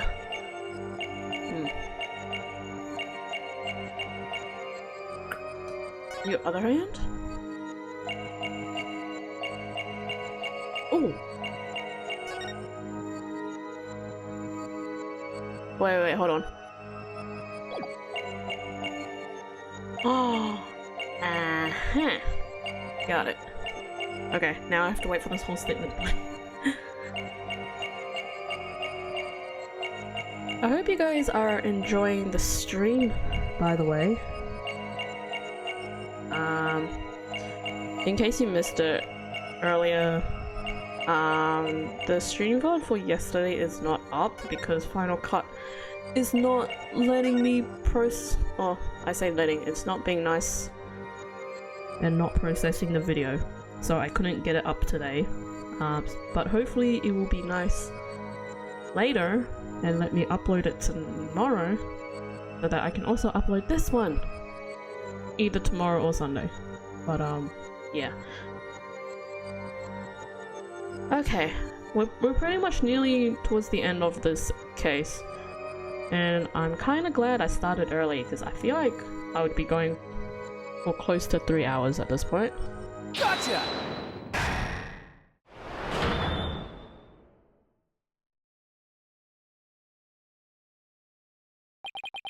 Detective Fulbright, you might not be aware of it yourself, but whenever you say the phrase the Earth emblem, your left thumb moves. In fact, it appears as though you're running it along the edge of your hostel. Oh, holster. Holster? Potato, potato. Mr. Lawyer, I don't have the foggiest notion of what you are talking about. But be that as it may, I know it has something to do with the lighter. Let me examine it. But why? You're not making any sense. You can't just... Silence! Be still and do as you're told, Fulbright. If you have nothing to hide, you shouldn't mind them having a look-see, should you? What? No, not you too, Prosecutor Blackwell.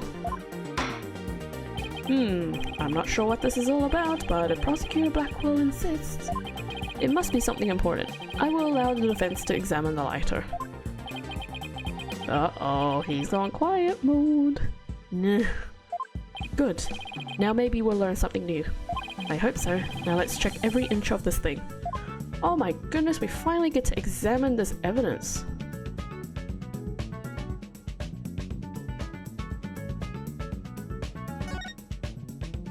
Ugh, the back is covered with blood. Say, did you notice anything funny about this blood stain? You're right. Something breaks off unnaturally.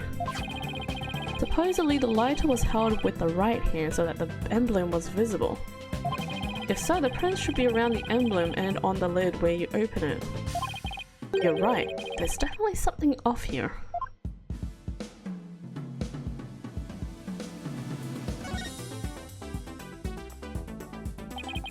So this is the Earth emblem Detective Fulbright was talking about.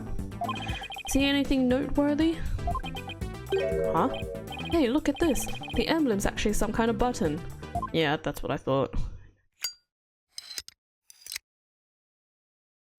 Oh my goodness me. It's a gun. Wow, it transformed into something. A handle. A trigger. Is this what I think it is?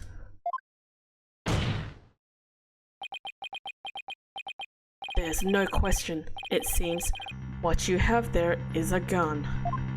A what? A gun. So that's it. Your Honor, please recall this morning's trial, when Director Cosmos was on the stand. The bullet that hit the oxygen tank was extremely small, maybe a .10 caliber. This little compact gun probably takes bullets of that caliber. It looks like this is the gun that was fired at the scene. I'm flabbergasted! The lighter was a gun? So when Detective Wright would touch his holster, that's right, whenever you mentioned the Earth emblem, he must have subconsciously thought about the secret behind the lighter. In other words, he knew it was a gun from the very beginning. The lighter that transforms into a gun seems like a spy gadget to me. Not the kind of thing any ordinary person can get their hands on. In fact, I'd say it's strictly in the domain of elite spies.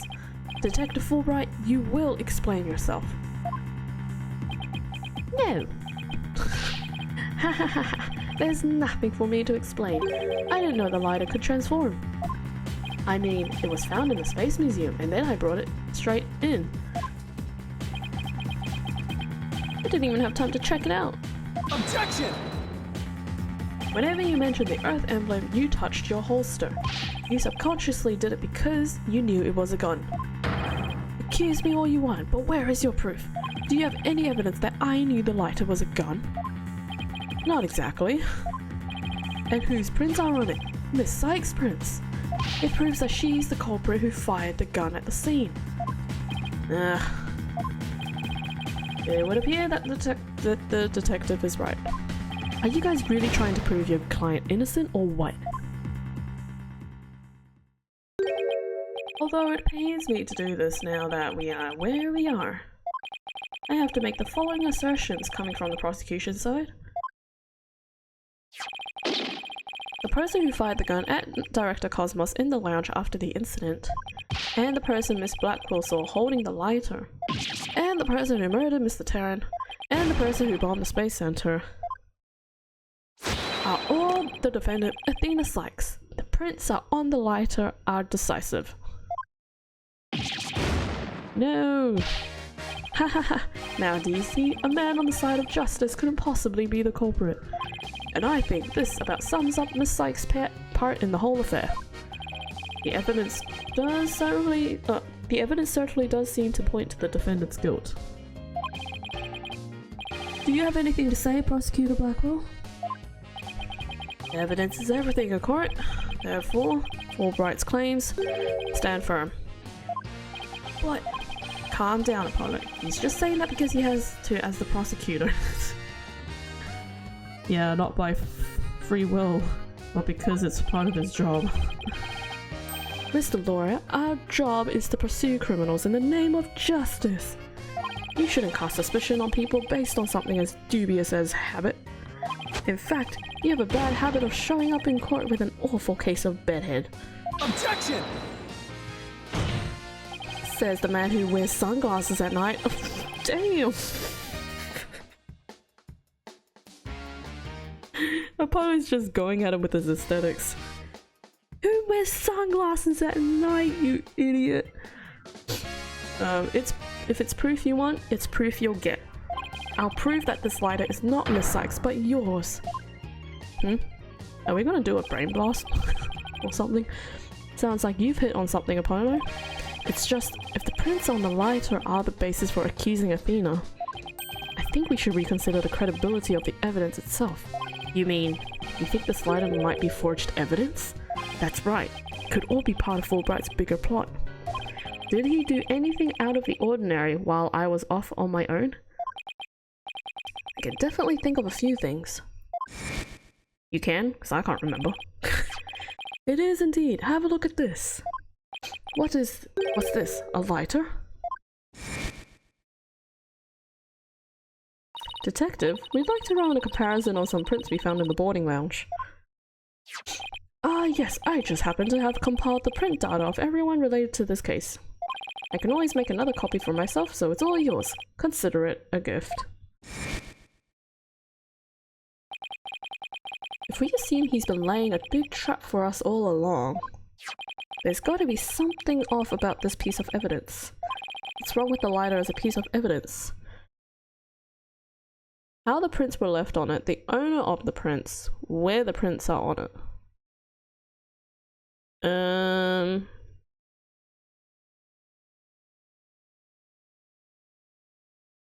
How the prints were left on it, the owner of the prints, where the prints are on it.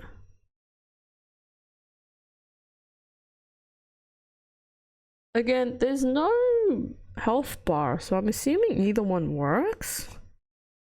Maybe? Oh, it's been a while since I've saved. I want to say my... How? Oh, okay, never mind. No, I guess I don't see anything strange about how the prints were left on the lighter. Nothing unusual about the angle of the prints or how they are patchy in places, but gotta be something off about this piece of evidence. Where? Anything odd about where the prints are? I guess if it was fired as a gun, that's about where the prints would be, but... Oh, the fingerprint! Oh, the owner. Oh, okay, okay. Are they really... That was my initial thought. I always go against my initial thought when it comes to these kind of decisions. Gosh dang it. Are they really Athena's fingerprints? They definitely matched her print data. But what about the data itself? Detective Fulbright, you're the one who provided us with the lighter and print data. Isn't that correct? Yes? What about it? Wow, now he's not talking a lot. You say Miss Sykes' prints match the print data. But I have to wonder, was the data you used official? Was that forged? Just like we questioned. Mr. Wright, are you suggesting that the evidence might have been fabricated? I guess there's only one way to find out. Let's re-examine the prints. Using the official sanctioned print data of the people involved in this case. What? You dare insult the epitome of justice and integrity? There's no need for such antics. Silence! Your Honor, I lend my voice to the defense's request. You must allow the test to be rerun. Very well then. Bailiff? Oh. It appears that the official data is here, as the bird lands on my head. And the results? It's just as the defense claims. This proves that the prints on the lighter do not belong to the defendant. Yeah! Yes! The fingerprints actually belong to the victim, Mr. Clay Terran. Uh-oh. Those were Clay's fingerprints on the lighter? Ah, I see. Come to think of it, wasn't it you, Fulbright, who collected the victim's prints? Oh, that's why he took off the glove. Personally removed his glove during the investigation. We had to get his fingerprints to confirm his identity after all. When you took the deceased's fingerprints, you could have easily planted his prints on the lighter with his blood, after which you wiped the blood off his hand. Yeah. By your own admission, you were also the one who compiled the phony print data, or to blame on Miss Sykes. Yeah. This ploy must have been to distract us from the Phantom who was behind everything. You were out to create the impression that the Phantom wasn't the true culprit. So what does this mean? Detective Fulbright really is the Phantom? He's the Phantom of the Opera. Remember the killer's escape route?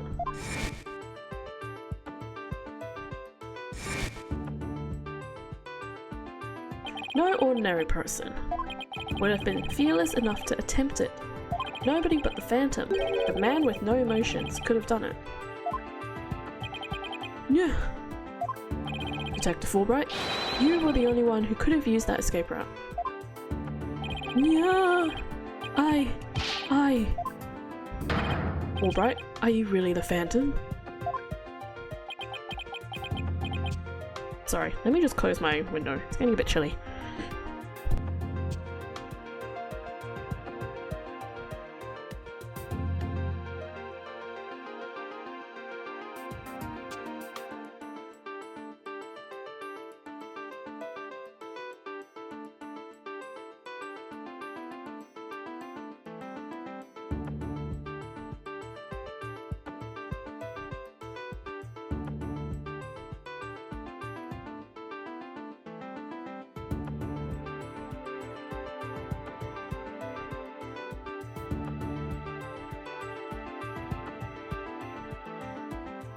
Okay, sorry about that.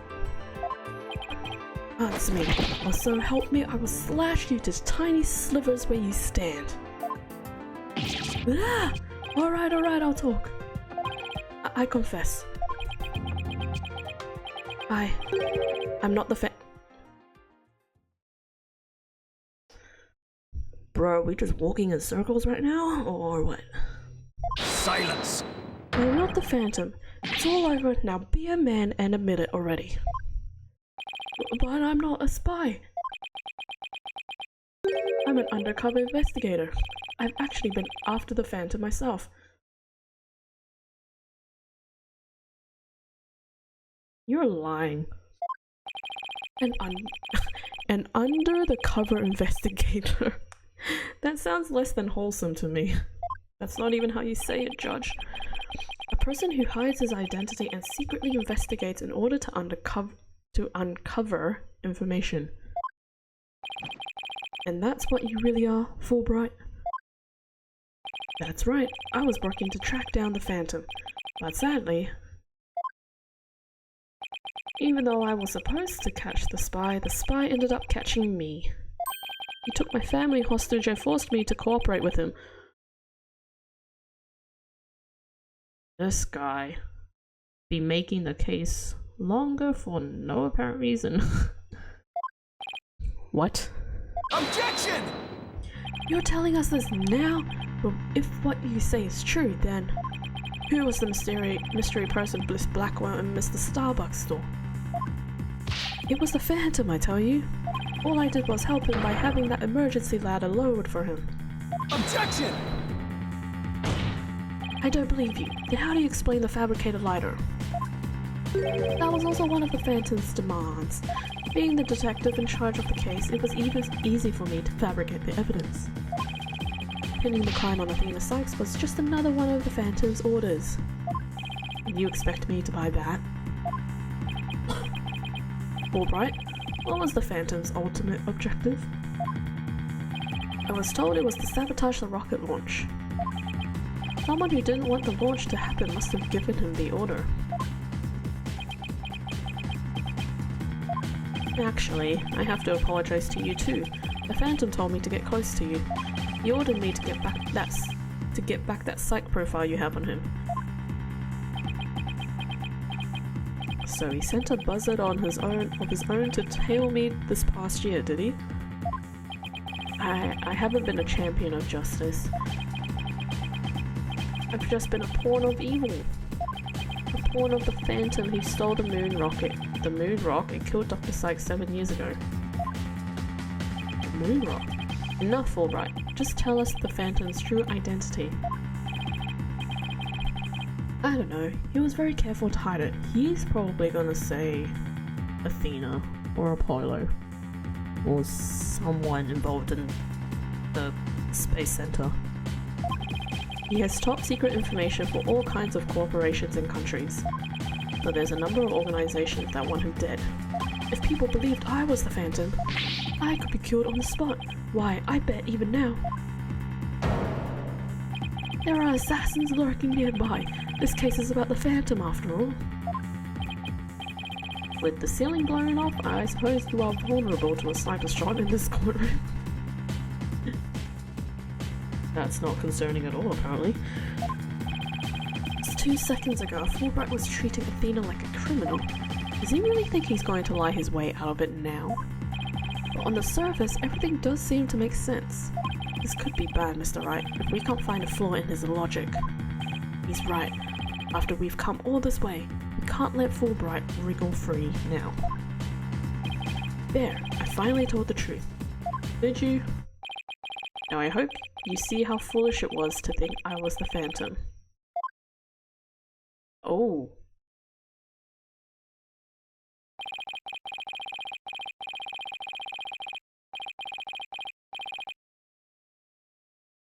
Well, that's a drastic face change. Well, you're an intelligent man, Prosecutor Blackwell. You believe me, right?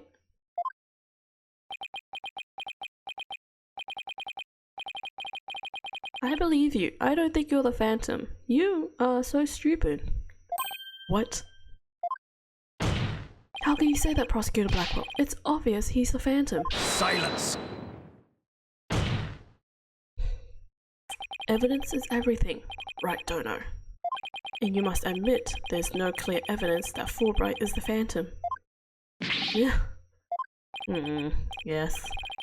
As I recall, the only solid proof we've seen up to this point is the fact that Detective Fulbright fabricated evidence. But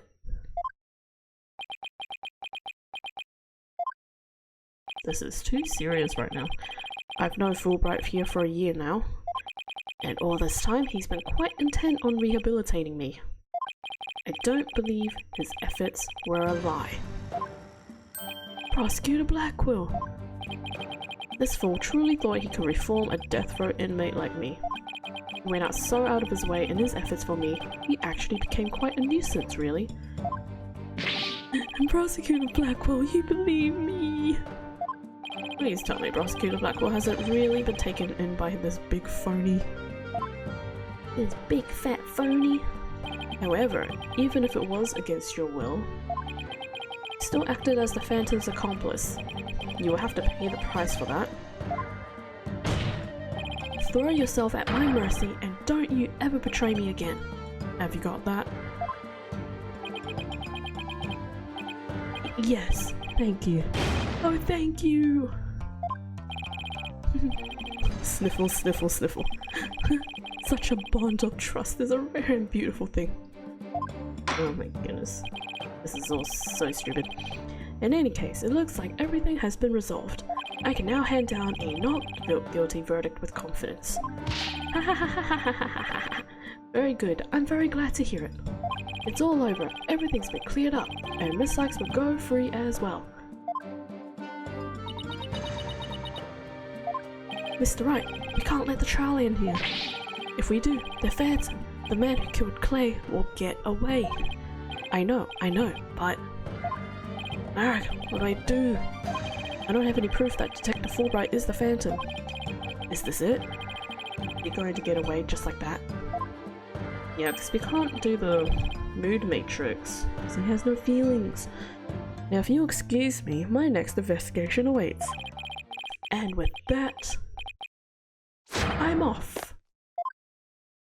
He just takes off into the sky. Edgeworth? Damn it. Where's Edgeworth? No, I'm kidding. The defense? No, wait. Not the defense. The defendant feels it is not time for a verdict yet and would like to see this trial continue. What? But I was just about to declare you innocent of all charges. It just doesn't feel right to be standing here. Hey, pilot, think you could scooch over? What?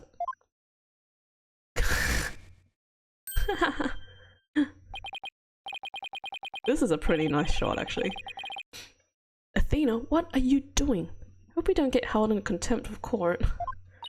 I have some questions for you, Detective Fulbright. Are you relieved that you are no longer under suspicion of being the Phantom? Are you grateful to Prosecutor Blackwell for what he's done for you? Of course I am, and I'm truly grateful from the bottom of my heart. Athena, where are you going with these questions? I've yet to hear a single emotion behind any of Detective Fulbright's words, boss. Suspicion against him has been cleared up, but he's not feeling happy about it at all. What does that mean?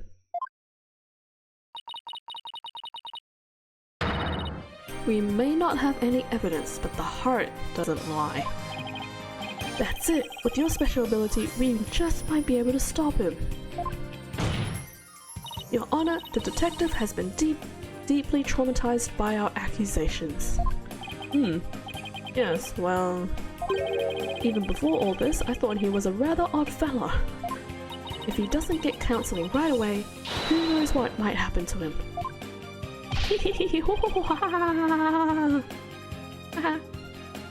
Prosecutor Blackwell, can you believe the nonsense the defense is spouting?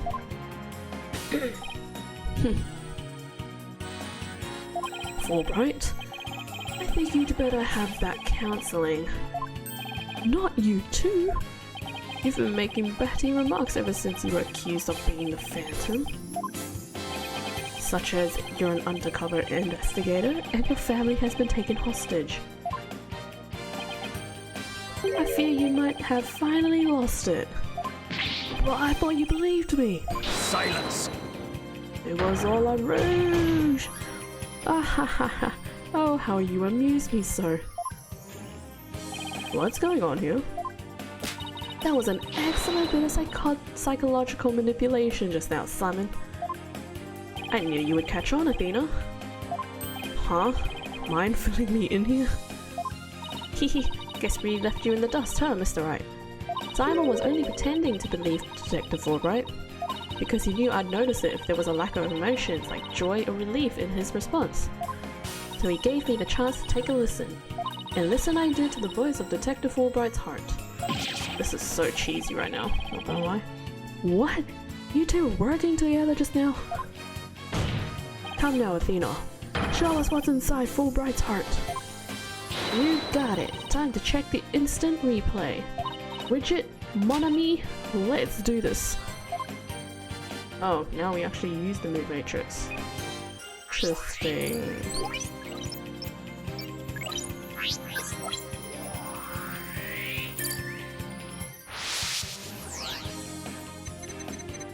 Thank you for believing in me, Prosecutor Blackwell. I'm an undercover investigator, but the Phantom was coercing me. He stole the moon rock and killed Dr. Sykes 7 years ago.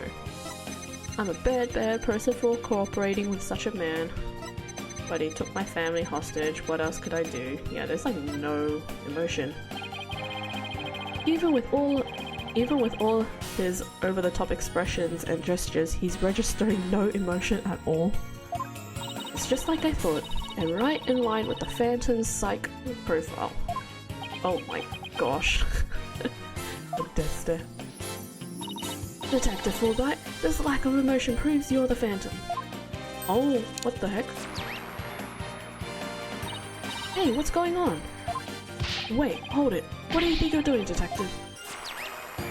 What is going on? Me? I'm not doing anything. He's trying to hack into the Moon Matrix program. I can't do anything with it like this. You're a talker. Yeah. Fancy device you have there, but I'll tolerate no cheating, thank you. Hahaha, sorry about that. As an undercover agent, I tend to use my secret arsenal without even thinking. Or like as a spy. Thanks, Prosecutor Blackwell. High five from across the room. There, now that you can't hack me anymore, I dare you to try to hide your lack of emotions from us. Lack of emotion? What are you talking about? Of course I have feelings. As a matter of fact, you wounded me very deeply with that accusation. What's going on? All of a sudden I'm getting an overwhelmingly happy reading. Huh? But he's literally crying us a river over there. Cry me a river. Oops, my mistake. How about this? Yeah! Yikes, now he's angry all of a sudden? What's he trying to pull? I guess not. It would appear our friend is not completely without emotion. It's just as it says in Dr. Sykes' profile of the Phantom. The subject has a unique psychological makeup with almost no emotional fluctuation. Oh, I get. So he has some emotions, right? Precisely, which leads me to wonder why you can't sense any emotions from him at all. I believe it's most likely because he is controlling his emotions. Very good, Prosecutor Blackwell, you are correct. It's the result of my daily training. A very important skill for us undercover investigators, you know? More like for us spies. Seriously. Saying that spy. But I wonder why he suddenly shows several strong emotions. Wait a minute. I think I know. I sense there's a feeling you're trying to hide with your exaggerated emotions, Detective. Hahaha, a feeling I'm trying to hide? That's a good one. You're the ones who've been saying I'm the Phantom because I don't have any emotions. I was just trying to show you the range of deep emotions I truly possess. Then you have no objections to me analyzing you, right? No, analyze away. But I will state it again, I am not the Phantom. And be forewarned that your analysis will have no effect. Because you're about to see what an undercover agent can really do.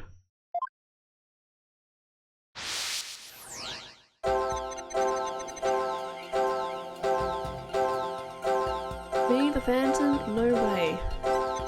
Oh, I'm so sad. See, I told you I have emotions.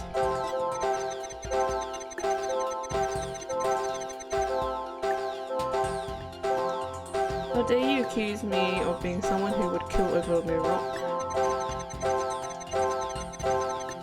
I do regret cooperating with the Phantom, of course, but I'm so glad this whole misunderstanding is cleared up now.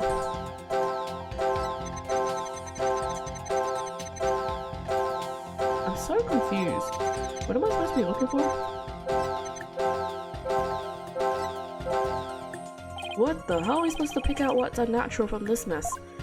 I don't know what we can do with this either. This This must be his defenses against your ability.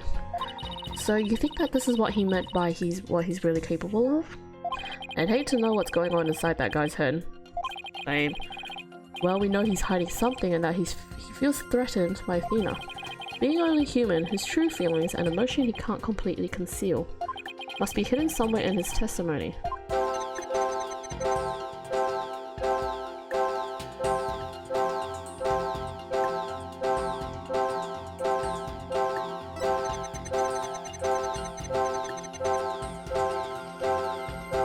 I'm so confused.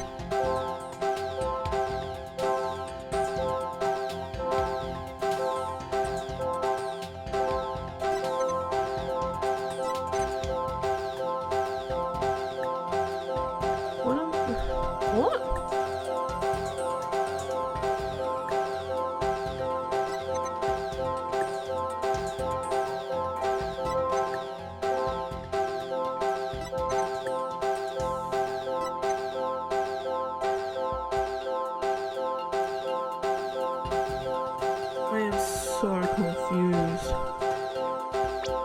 I don't know, do I pick the fear one?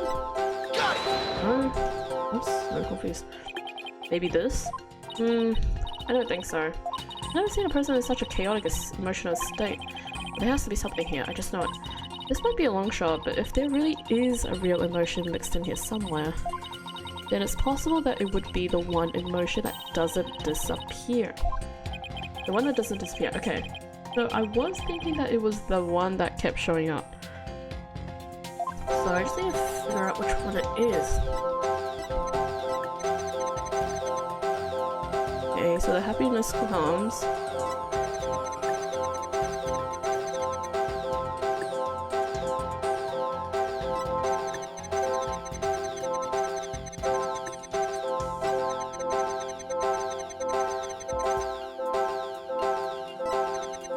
What do you mean by disappear?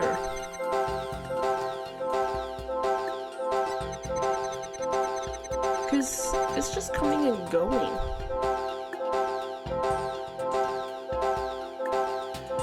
Is it the one that's constantly flashing?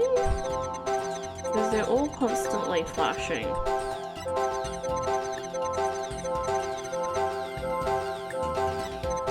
I'm so confused.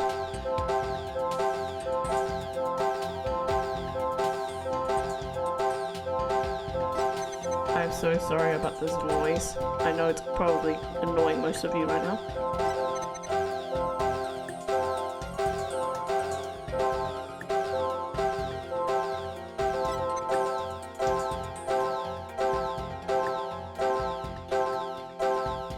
I don't know.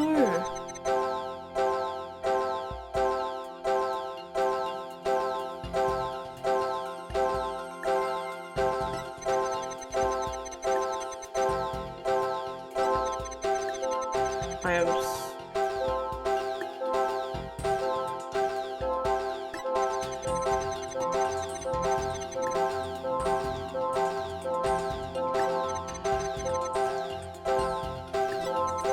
I want to say it's the happiness one, but I could be so wrong. No. Oh my gosh.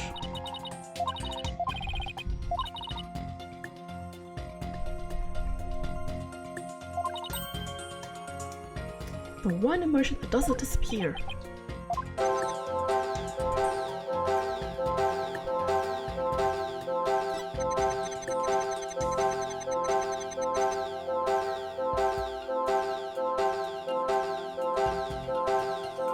Oh, I'm so confused.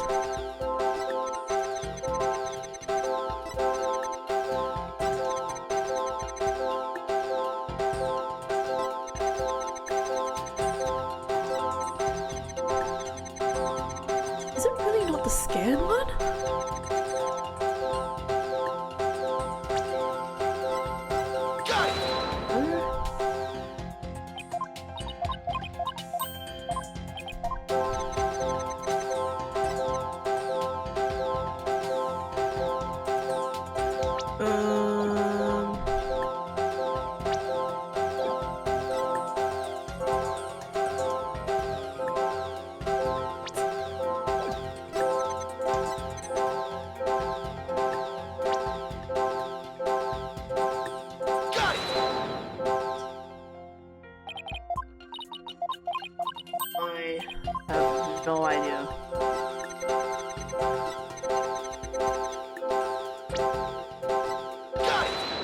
No.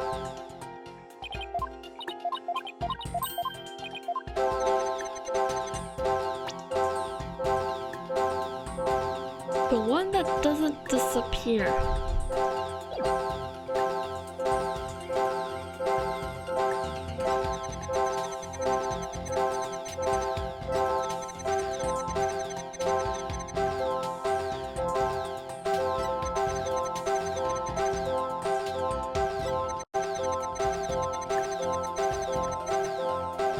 Okay, I don't think it's the happiness one. Is it the angry one?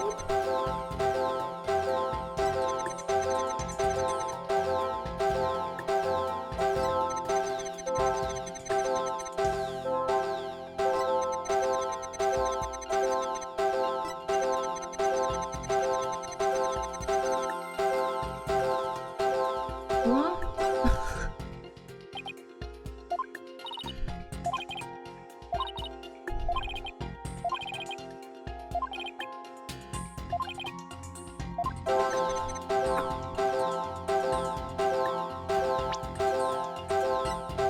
If anyone has any ideas as to how the heck I figured this one out, that'll be great. Sorry, 1 second. I need to bring Kumi inside. She is barking like crazy. Okay. Sorry about that. I also went to the bathroom because I was busting. And now back to this, which I still have no idea how to figure out.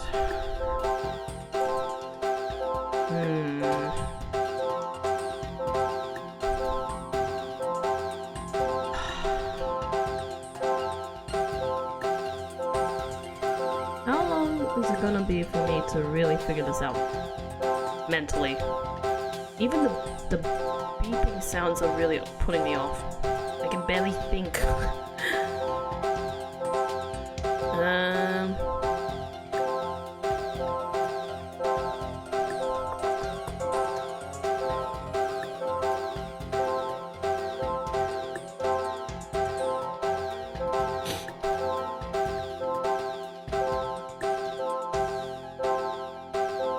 How dare you? I guess it's the same logic, right? Contradicting emotions.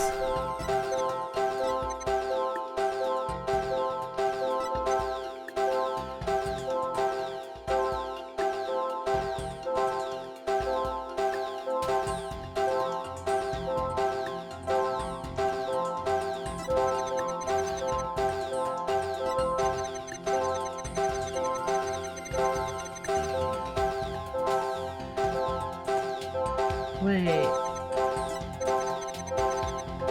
Oh, wait, I think I get it. I think I get it.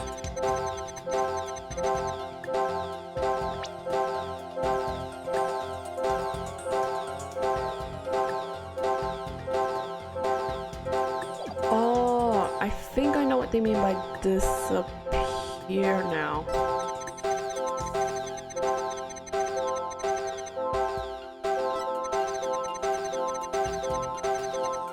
Yeah, okay.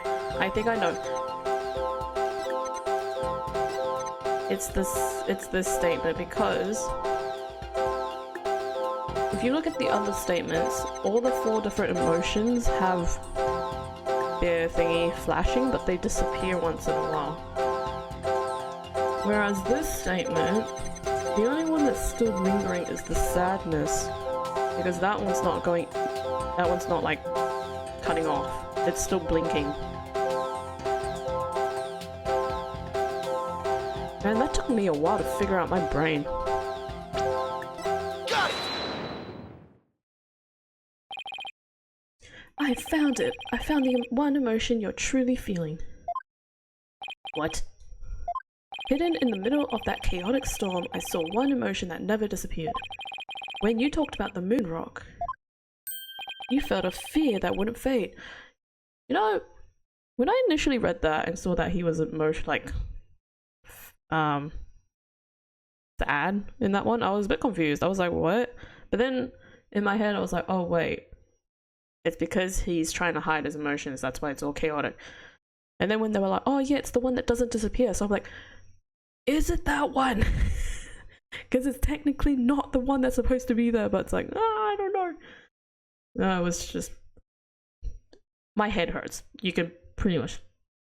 Yeah, I'll just say that. My head really hurts. Because that beeping noise was really annoying. I could not think straight. Fear, huh? Fear that a man with hardly any emotions fear, huh? Or feels.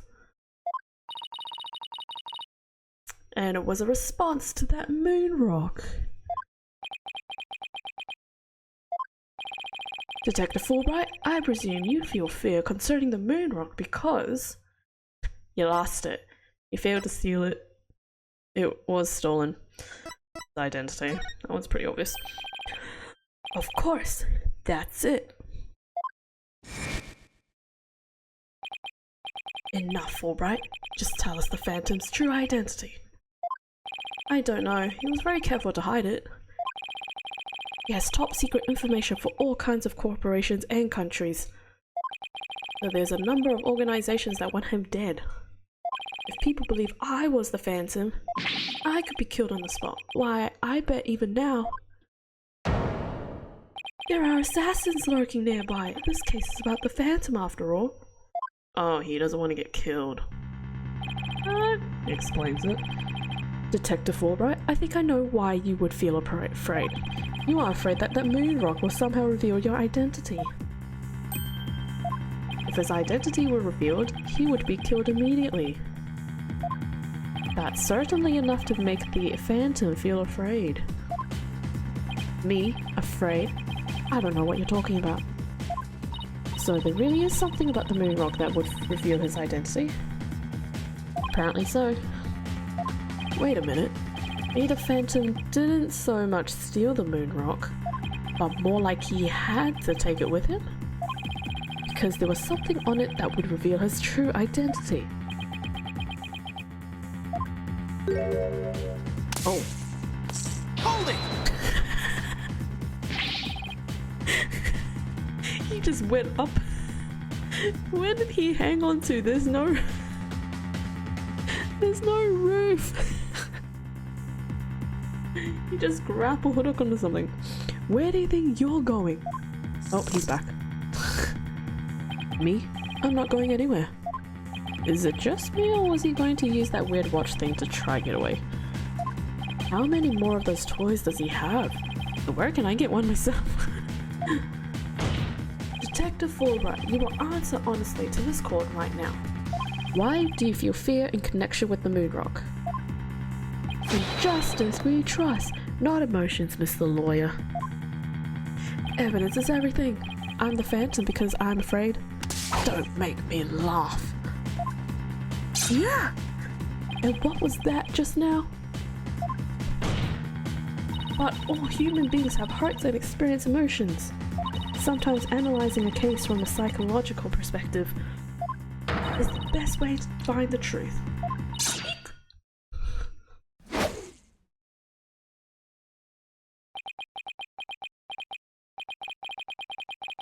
It's all just a waste of time. All of your efforts at analysis serve no purpose.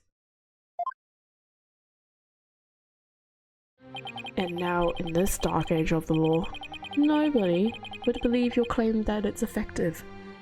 In an era where evidence is fabricated, do you truly expect feelings to be accepted as proof?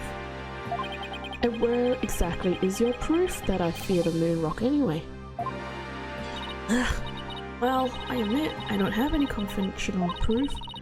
I still say examining a person's heart has its merits. Oh really? Then why don't you listen carefully with those special ears of yours? Listen to the voices of the hearts of the people in the gallery. What?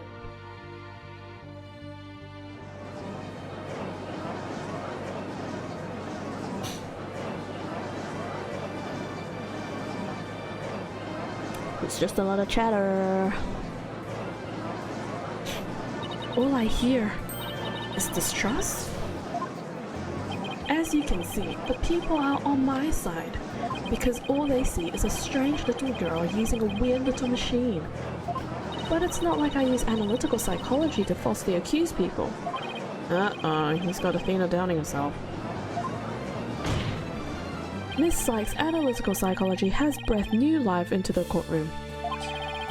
Breathe, not breath. It has freed the hearts of many witnesses and has been the key in getting to the truth. Hahaha, what nonsense! Your Honor, the defense's claim is a false one. I don't feel like any kind of fear when it comes to the moonwalk. I see. Very well, I will give the opinion of this court. In a trial, I don't feel that a person's emotions are quite as compelling as actual evidence is. But, Your Honor...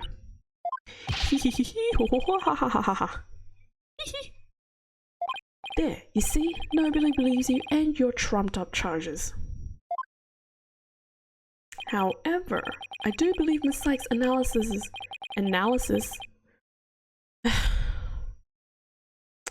analysis can contribute to making the truth clear. I am struggling to read. My English is just gone bleh. I have seen her do this firsthand several times already.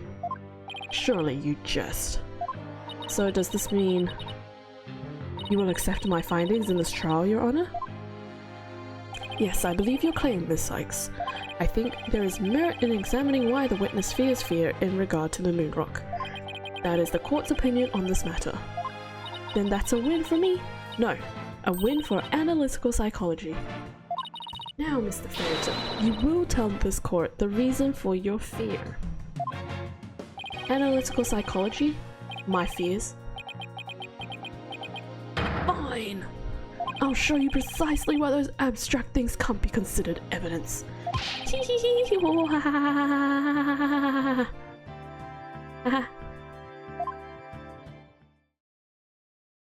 Please, this is I feel like this is probably the last statement. Or the testimony, rather. Last testimony. My fear of the moon rock. I felt fear when I thought about the moon rock because it reminded me of the Phantom. Yes, I'm very afraid of him because he took my family hostage. What reason would the Phantom have to be afraid of the moon rock? Not one, none at all, excuse me. So the very fact that I'm afraid of the moon rock means I'm not him. In fact, I'm on the side of justice. And there you have it. Now do you see why I'm afraid of the moon rock? Sure, you sound convincing enough. But so does any 2-bit con artist. Ooh, damn. It's all meaningless in the absence of evidence. He's gonna scoot on out, isn't he? Oh, never mind.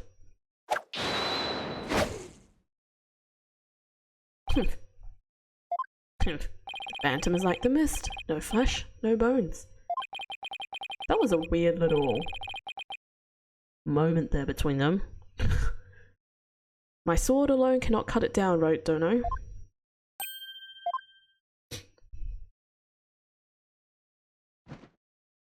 With your deductive reasoning and the body of evidence before us, let us send this miserable Phantom fellow to the other world together. You and I, Prosecutor Blackwell. Let's do this. We have a duty to bring the Phantom down and restore people's faith in the courts. Indeed, by covering for Athena, I allowed the Phantom to escape. And as a prosecutor, I gave birth to the people's mistrust with my murder conviction. I'd be a part of the responsibility as well. Yes, because I contributed to a fabrication by accident. But also intentionally, I think. For being suspected of forging evidence and losing my attorney's badge as a result. The two of us and the Phantom were there at the beginning of the dark age of the law. Then it is also our burden to cut away the foul spectre we created, is it not? Until all that remains is the righteousness of court and the faith of the people. Hee hee hee ho ho ho ha ha ha ha ha ha ha ha. Trust, understanding, ha! Fragile ideas of the masses who are controlled by emotion. humans can't truly trust each other, which is exactly why the illusion of trust is so enticing. Objection! Once two people overcome their misgivings, that's where real trust is to be found. Can we just speed this up so that we can finish this monologue stuff? You're free to believe what you want, but trust like that is stronger than you and your lies always. Okay, here we go. I felt fear when I thought about the moon rock because it reminded me of the Phantom. I don't see that's pointless.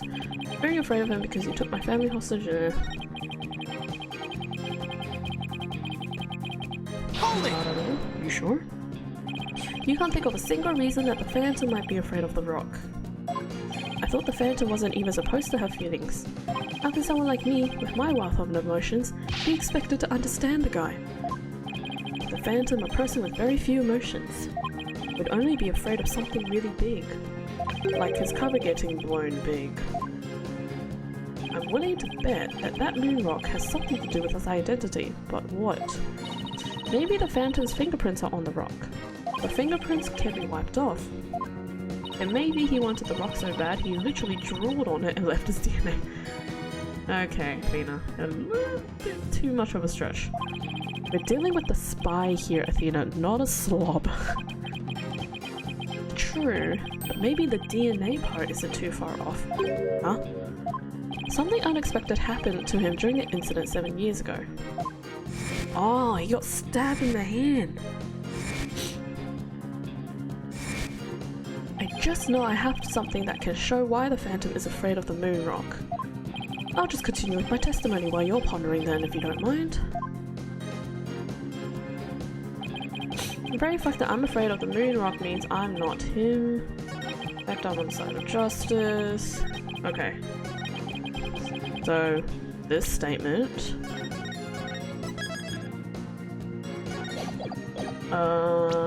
where is that moon rock?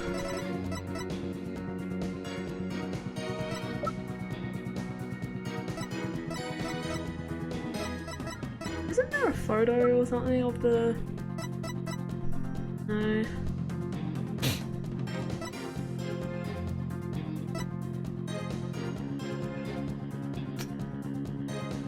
I am so confused. Wait, which one do I... Is it the bomb?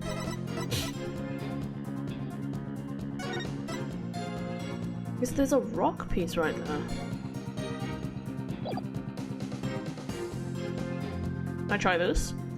Objection! No, okay. It's fine, we can take 1 damage. Don't be absurd. Must have gotten it wrong. Could you at least tell me why you think so? The art of the sword, you must slash your opponent before he draws his weapon. In your case, you'd be struck down before you even touch your blade. Or try to draw faster next time. That I'd like to see. In the meantime... Yes, in the meantime, here's a strike against you. How well they work together. Okay. I guess I'll just keep pressing and see what happens. And how afraid are you exactly? I'm so scared I start to shake even when I see the moon in the sky. Do you shake when you see Miss Sykes' earrings? Well, to be honest, this is the very first time I've met Miss Sykes. I felt more than a little frightened of her. And some people just that inspired that much fear in others. Mr. Wright, you were just thinking something mean-spirited and rude, weren't you? Of course not. Must be off misrunning defenses. Now do you understand? The very fact that I'm afraid of the moon rock proves that... Or maybe it is the earring. Is that a hint?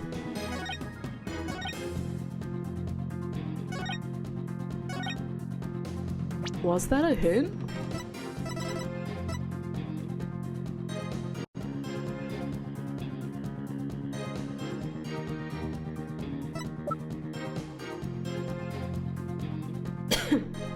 Sorry, it's gonna be a minute.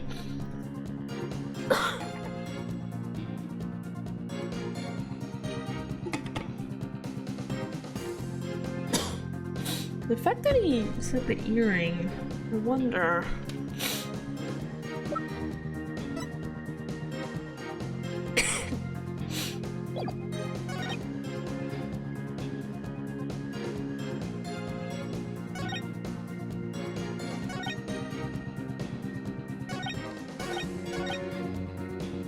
I'm just gonna try and present the earring and see what happens.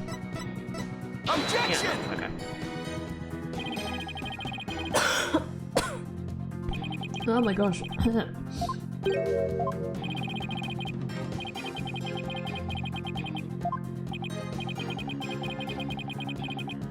Yeah, just take off the penalty already.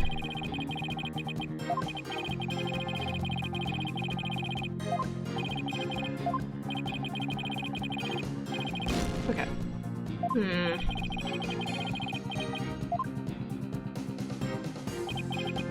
Yeah, I'll just consult.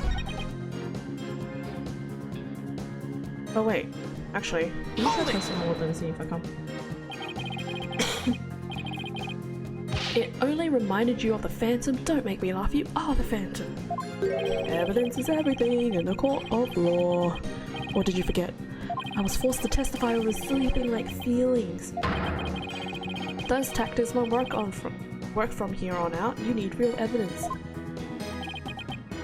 I hate to admit it, but he's right. I'm so sorry.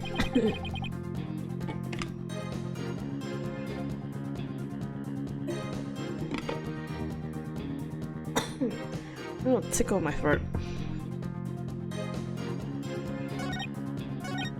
Yeah, I'm gonna consult. I'm stuck. Oh.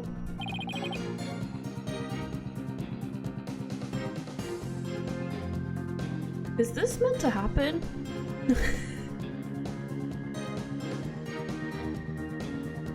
I'm talking to Apollo, but he's not there? What happened? Am I talking to a ghost? Where's Apollo? What the heck? This is a bit unusual. I thought this was a remake. What the heck? That's it, I figured it out. What is it, Apollo? That is still not there. What the heck? This is so stupid. I'm talking literally to no one. And nothing. I figured out the contradiction in that testimony. Can I say it? Can I? Sure, go ahead. Because I've got nothing. I think that's the statement that's off. What do you think? Yes, I think so too. I have no idea, actually. Neither, because you're not there, Apollo. Thanks, Apollo. I'll put your intuition to the test right now. It is this statement. Wait, so if I press consult again, will he show up? Oh my gosh, he's literally not there. That's so funny. Okay. Right, so it is this statement. What did I press? What did I present last time? Was it the moon earring?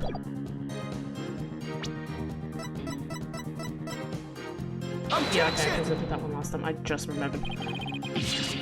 Oh, my hair!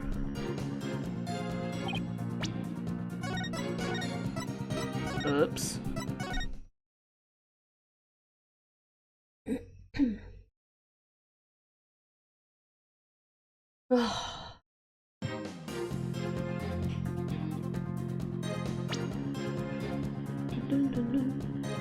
Okay, it wasn't the bomb. What reason would the Phantom have to be afraid of the moon rock? Not at all.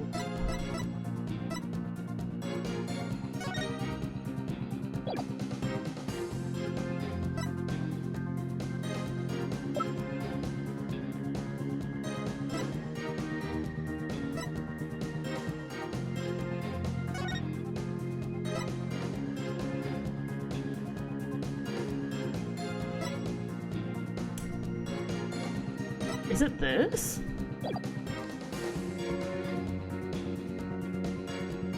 Objection!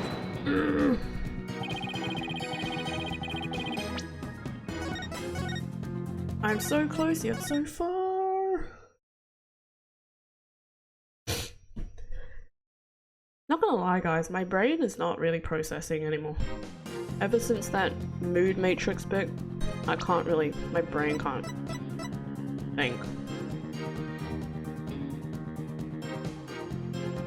Objection! Oops, I pressed the wrong thing.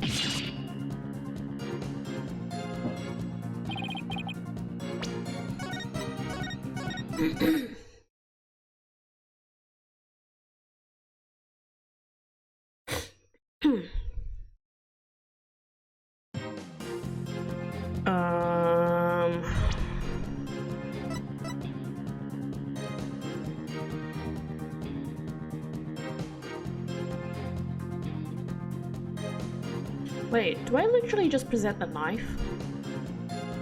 Objection! Oh my gosh. I overthought it! Gosh dang it! I forgot about what Phoenix said about Athena using the knife to stab the person's arm. It only just occurred to me literally just then. Oh, I'm so... Oh, damn it. Detective Fulbright, I assume you know what this is. Of course, that is the knife the Phantom used to kill Tyrion. That's right, and the exact same type of knife. Oh my gosh, I hate this picture. Miss Sykes used 7 years ago when she stabbed the Phantom's hand. Yes, that was discussed earlier, as I recall. He dodged at first, so I only got his clothes, but I tried again. And this time you got him, didn't you? I did. I remember it clearly now. The knife went into the back of his hand. Miss Sykes then stated that she remembers the culprit bleeding. It's my theory that the culprit's blood got on the moon rock, and he was afraid that if the blood was analysed, his true identity would be revealed. That explains why the Phantom had to remove the moon rock from the crime scene. You mean, if we ran the analysis now, we'd know who the Phantom is? Hahaha, yes, I suppose so. But unfortunately, the moon rock in question is missing. That may be so, but I'm certain I can explain what happened to it in great detail. You can? Of course. Not. You don't actually expect us to believe that, do you? Because you don't fool me! Yeah! What this court needs is a bully-free zone. True. There's a lot of bullying happening in this court. But the infamous sword of the beguiling bluff. Wait, what? The infamous sword of the beguiling bluff. Its edge is without compare. Come now, ready it with me, and show us just how finely it cuts. Your Honor, this is an outrage! Oh, I mean, this is an outrage! Yeah! Go on, Wright, Dono. Let's start with something that's been bothering me for a while. Now, the culprit supposedly removed the moon rock from the lab. But in this video of him, it's nowhere to be seen. Oh, you're right. But here's something to consider. What if the Phantom hid the moon rock somewhere at the scene of the crime? Good thinking, boss. Security was super tight at the Space Center back then. All that in spite of the Space Center having very strict security in those days. All personnel effects were examined thoroughly, coming or going. You couldn't even smuggle, wither or leave through those checkpoints. Does this mean that the moon rock is still somewhere in the Space Center? In the name of justice, I proclaim that's impossible! And why is that? The Space Center was searched from top to bottom, and especially the lab, but the moon rock was nowhere to be seen. Yep, never found.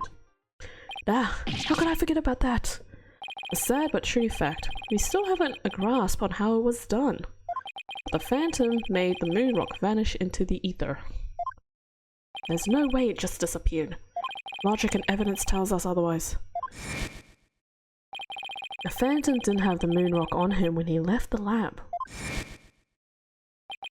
Yet a thorough police search didn't turn up anything, and it never turned up in the 7 years after that either. The Phantom made the rock disappear without physically removing it himself. But how? There must have been a way. The bomb. Think, Phoenix, think. How did the moon rock vanish from the robotics lab? Or is it in the case? Now that wouldn't make sense, would it? So can you or can you not show what happened to the moon rock, Mr. Wright? Yes, I can, Your Honor. What? Oops, sorry, I mean... What? In that case, let's have your answer, Mr. Wright. How did the Phantom make the moon rock disappear from the crime scene? I bet it's the bomb. It has to be the bomb. That's the only logical explanation. Is it's got the moon rock like there. Take that! Is it not? That's where the moon rock was hidden? Yep. Just kidding.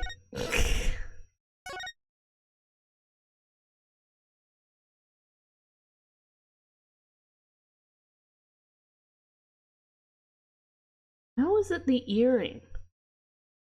Can't be the earring.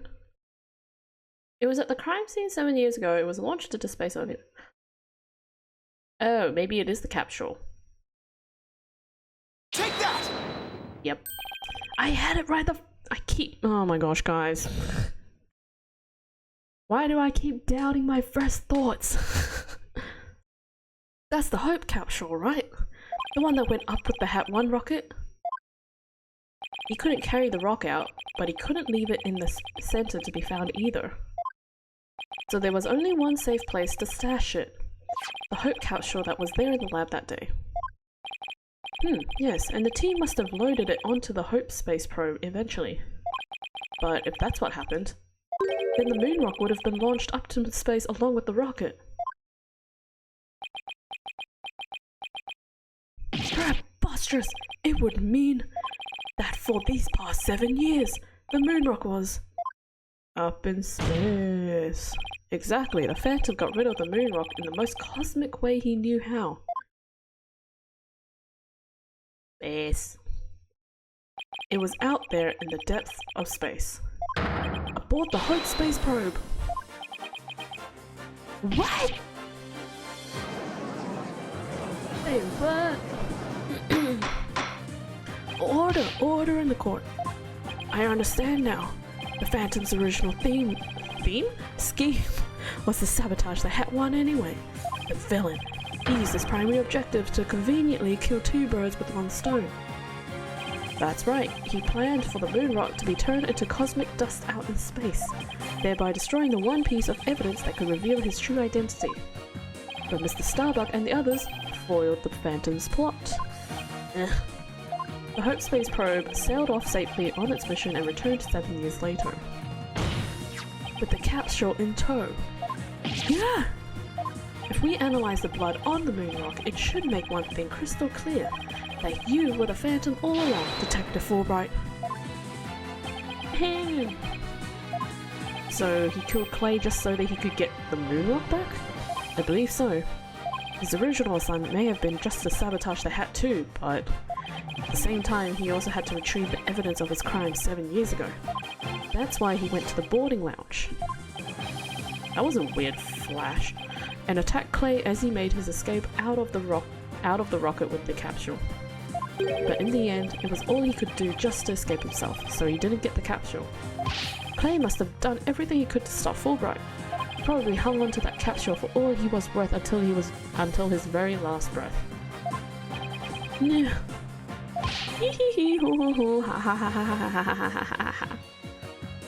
Oh, this is so funny, you make me laugh, you really do. Boy, he's really totally out of whack now. It's game over for you, Detective Fulbright. Why don't you just admit it all now? It's nothing to omit. I am Bobby Fulbright, undercover investigator, I tell you. I am not the Phantom. The blood on the rock is just another one of his schemes. A trap. Now I'm not sure what to think. Same. All I want is this case to be done. I suppose if the Phantom is a spy worth his salt, a trap is not out of the question. Objection! But in that case, you could say anything is a trap. Hee hee hee hee hee hoo hoo hoo ha ha ha ha ha ha ha ha.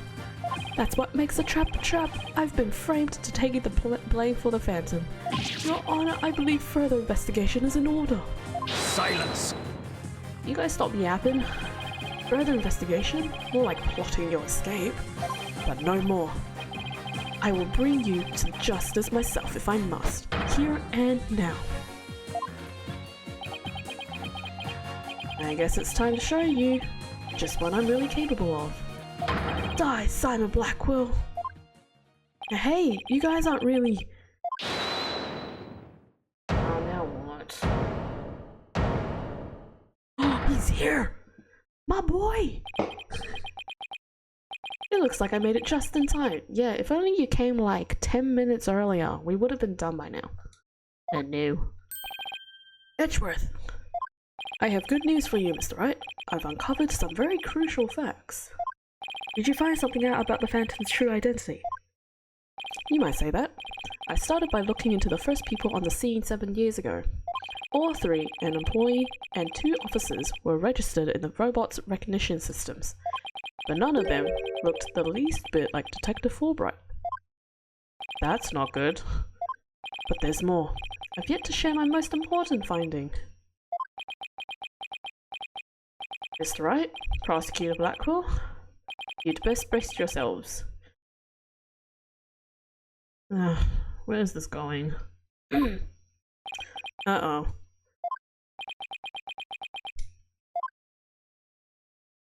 The man you see there before you, Bobby Fulbright.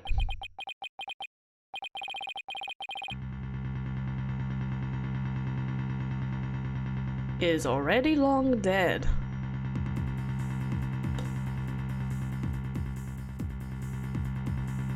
Huh.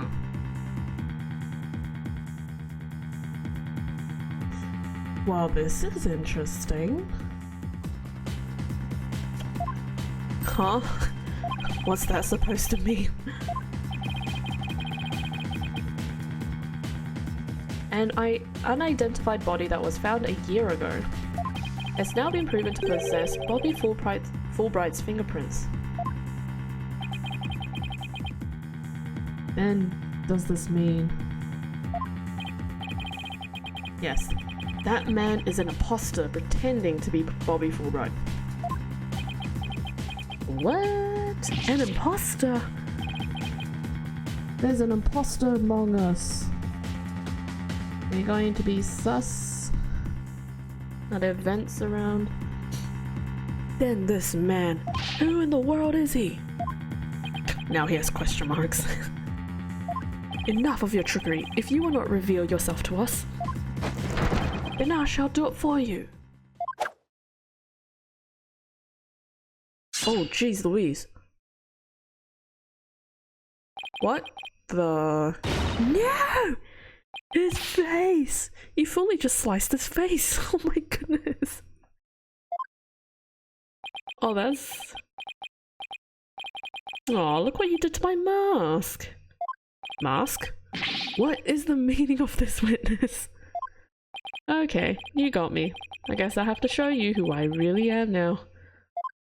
Oh, this is so... Ugh.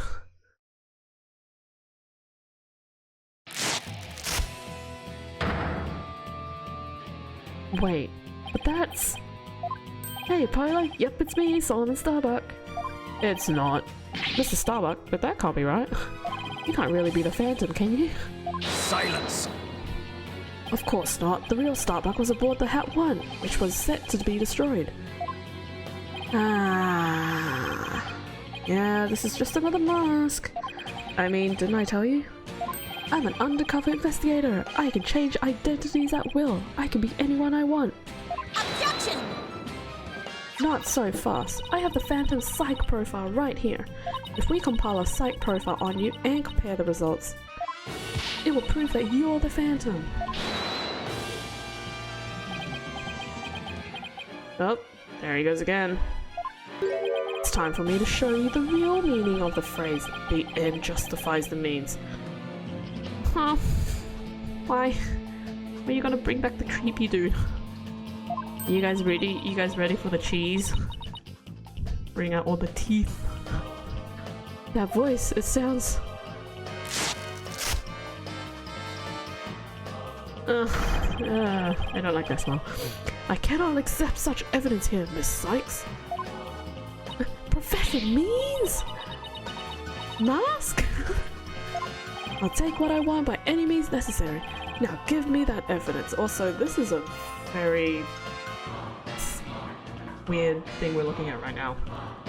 This whole proportion of the body to the head is not... Nope. Same, Rain. Same. I'll take what I want by any means necessary. Now give me that evidence. Oh no! Huh?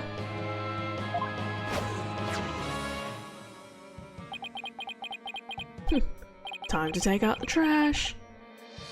Permanently. How could you?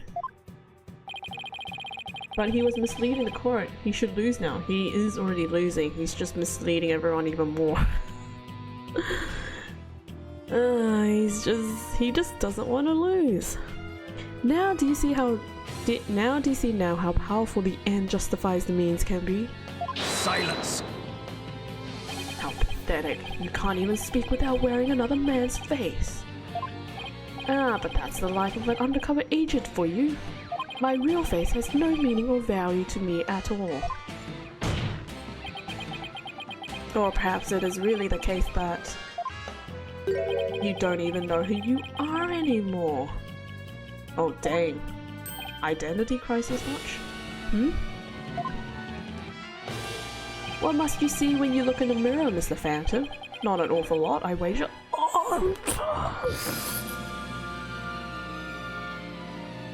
Oh my gosh, what is with all these... Oh my goodness me. Dang. That's harsh. Well, aren't you just the master of psychology, Black Quill? That's right. I don't know who I am. I am always living as someone else for my assignments. I don't remember what my face looks like. Oh, that's really disheartening. Or even what my personality was like. My face, memories, personality, beliefs, emotions, and soul. I left them all behind. I have no self. I am no one. I am nothing but an endless abyss. What's with this guy? Is he even still human? No, Phoenix. He's not. He's an absolute lunatic. And we should all be done with this case by now. Please. And now we resume with your lesson, Professor Wright. Professor Wright? Oh, huh? I believe you made this argument earlier. If you were to analyze the blood on the moon rock, you could prove that I am the Phantom. I believe there was blood on the moon rock in that capsule. Now that we know you aren't even Bobby Fulbright, your claims of a phantom trap won't work anymore. Then why don't you bring this moon rock in? This decisive evidence from the Hope capsule. I think I will do just that. Get ready, because the Hope capsule is about to seal your...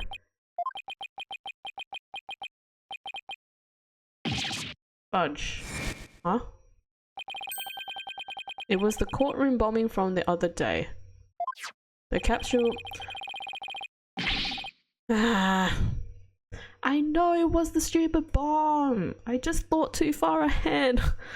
I hate it when I do that. The capsule was there in the courtroom as evidence and was blown to smithereens. It looks like you have finally caught on. All marks for defensive effort. But what a shame your hope was lost in that courtroom explosion. Ah! But that's the real reason this courtroom was blown up. It was all for the Phantom to destroy that one piece of evidence. Can't believe it. Have we really reached a dead end after coming all this way? Has the only evidence we have on this guy really been destroyed? No. How dare you continue to call me the Phantom? As I've said all along, I'm just a nameless undercover agent. Objection! And the defense will continue to assert that you are the Phantom. Furthermore, we have proof. I think. At least a prayer. I'm afraid that won't do, Mr. Wright. At least put some weight behind your swing, Right, Dono. I know, I'm trying. There's only one thing that can unmask this menace, the moon rock. That was blown to bits in the courtroom bombing. And yet, is it really gone without a trace? No, it's not.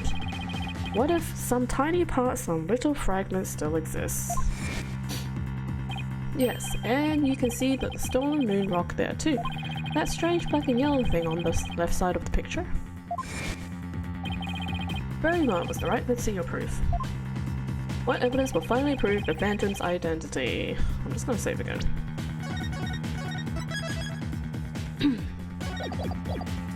Where is the bomb? Take that! Isn't that the bomb that blew up in the courtroom? And the moon rock along with it? Are you saying this will reveal the Phantom's identity? Yes, Your Honor. Focus your attention on this photo taken after the bombing, specifically right here. There's bright yellow, oh my gosh, am I colorblind? There's bright red light thingy. Or this little thingy that I have no idea what it is. Or this frame thingy. What's this? Take that! Please take a look at this newspaper article. This article about the hat one. Now please note the strange black and yellow rock up there on the left. That's the moon rock. And when we look at this photo of the bomb fragments, see how there is a rock-like object with the same coloration? Oh my, yes, I see it! It would seem that the moon rock was much more durable than the Phantom thought. If we take a look at the fragments that the police found, we'll likely find one with blood. And DNA testing on that blood would prove that the witness is indeed the Phantom. Unbelievable! But that's impossible! I was surprised to be sure. That's one bloody tough rock. But let us have the fragments tested straight away. Oh, and you'll be having a DNA test too. Alright. Bailiff, contact the police department immediately and order the testing. Just gonna blow my nose.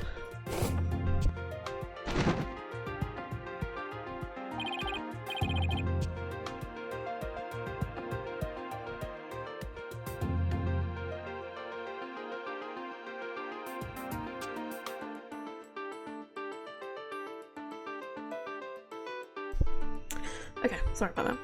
My nose was getting a little bit ticklish. Prosecutor Blackwell, what do the results show? There was a rock fragment that had blood on it that appeared to be several years old. DNA testing revealed? Well, I'm sure you know full well what it revealed. They confirmed it was the witness's blood, didn't they? There's no use trying to talk your way out of it anymore. Admit it, you are the Phantom. Objection! Huh? Mr. Wright, did you just raise an objection to yourself? No, I didn't say a word. That was my objection, Apollo. Huh?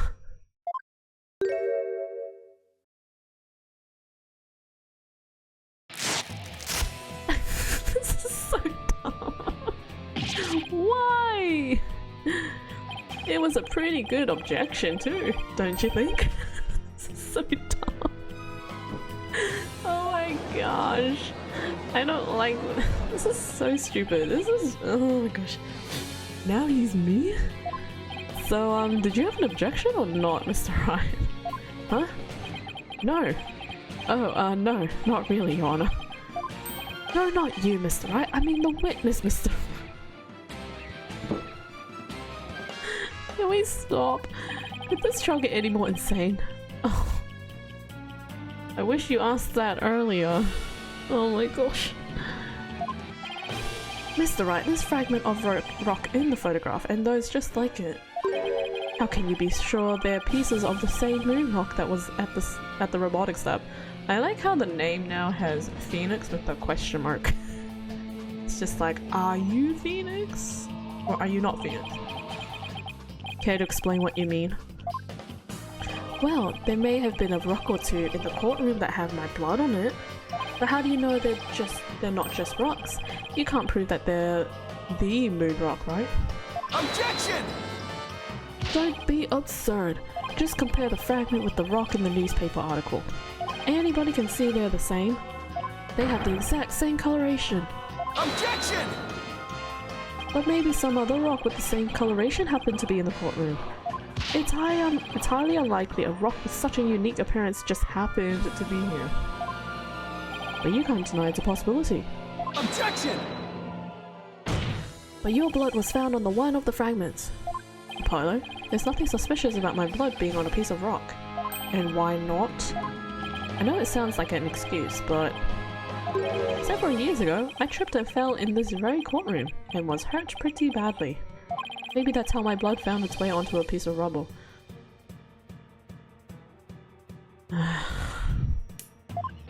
Even he must realize how ridiculous that sounds. Please. And yet I'm supposed to not- and I suppose it's not completely out of the question. Hahaha, I see you're starting to sweat, Mr. Wright. I thought that the worst of times are when lawyers have to force their biggest smiles. You're the last person I want to hear that from. Well, then why don't we get those fragments analyzed? We could ask an expert to verify if they were from the moon rock in the robotics lab or not. I'm sorry, but I'm afraid that just isn't going to be possible. And why not? In order to prove that the fragments are from what you say they are from, you need a sample of the moon rock from 7 years ago to compare it with. Her earring! But that moon rock doesn't exist anymore, and there's no sample data left either. So you see, short of going back in time, there's no way to prove that any of the fragments are from that moon rock. Oh, no!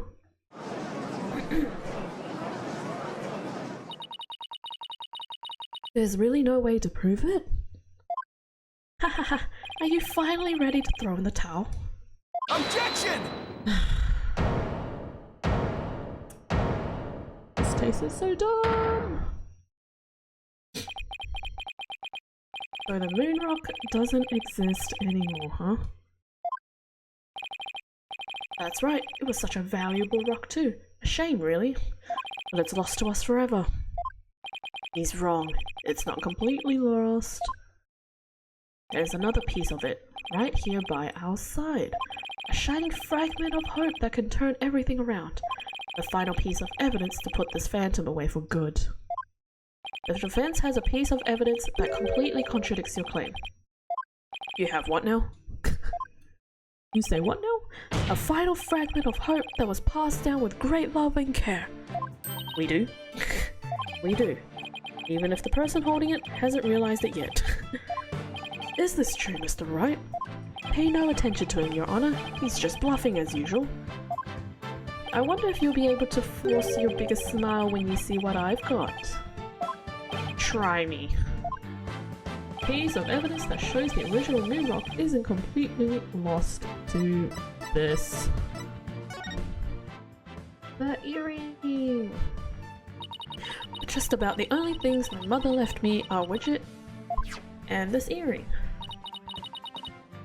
Maybe she did love me, in her own way. Athena, you may not know it, but your mother left you with a very important piece of evidence. She did?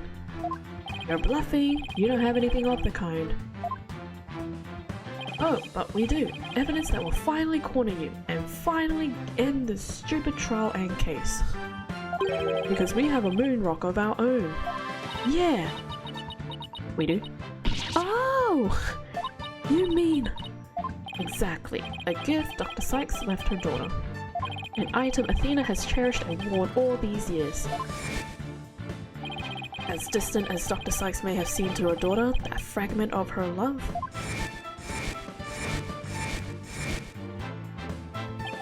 will shake off the darkness of the past and give us all hope for the future. This is the defensive sample of the moon rock. Take that! That's your sample? This earring that Miss Sykes always wears was made from that original moon rock. What? All this time?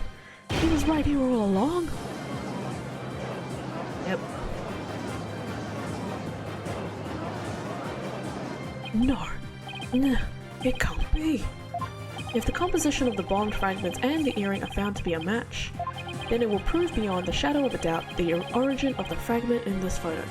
And since the test results showed that the blood on the fragments was yours, this means that the identity you tried so hard to hide will finally be revealed.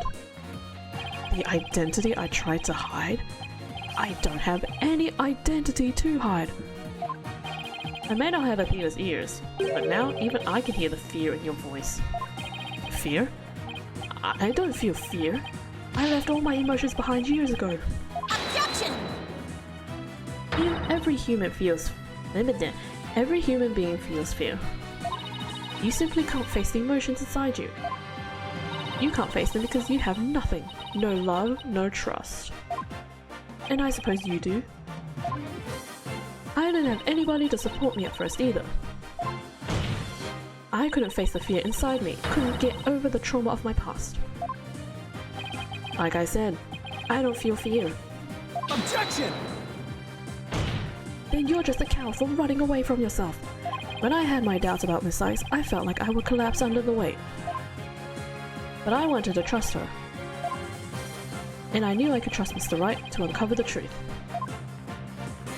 That's why I was able to face my suspicions without hesitation. Running away from myself? Ha ha ha ha ha! How can I run away from myself? When there's nothing inside! Nothing at all. Objection!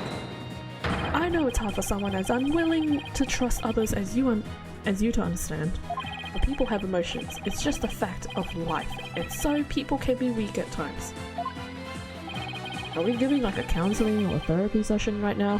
What's going on? But that's exactly why people need to trust one another. So that they can gain the strength to face themselves when things are at their bleakest.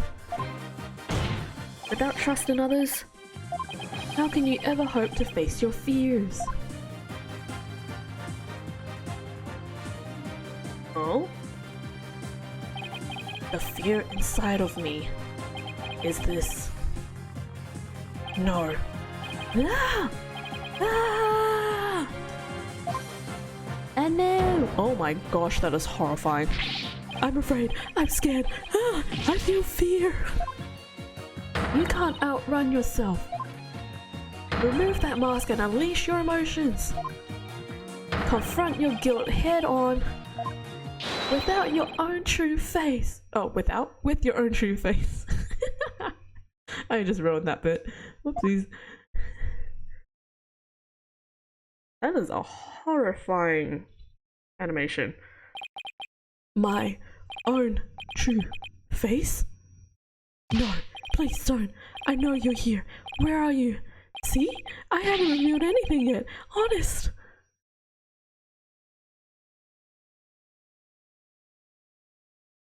Oh.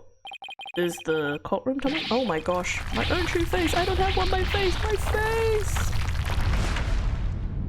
Oh.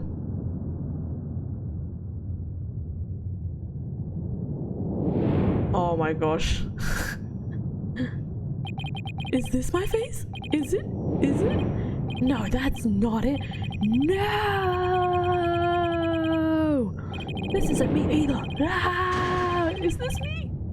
Which one is my face? What am I? Who am I? Ah!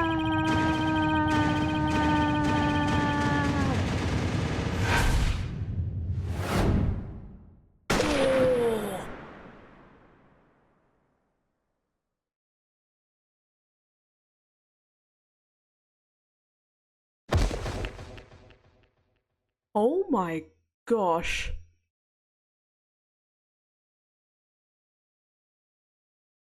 He just died. And no one cares?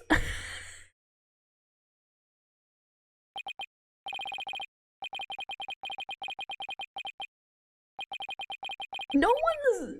What? Is that all you can say? What the heck? A sniper attack in this very courtroom, it chills me to my bones. I feel like everyone should be in a mad panic right now, but apparently not. That's a bit weird. But the police are doing everything they can to track down the sniper as we speak. This is so disorganized. Prosecutor Blackwell, how's Detective Fulbright? I mean, his imposter doing? He's a lucky fella. The bullet didn't hit any vital organs. He appears to be in no danger of dying. Oh, really now? Oh, that's a surprise. You lurking? It's all good, Rain. Well, that was fortunate for all of us. Is it?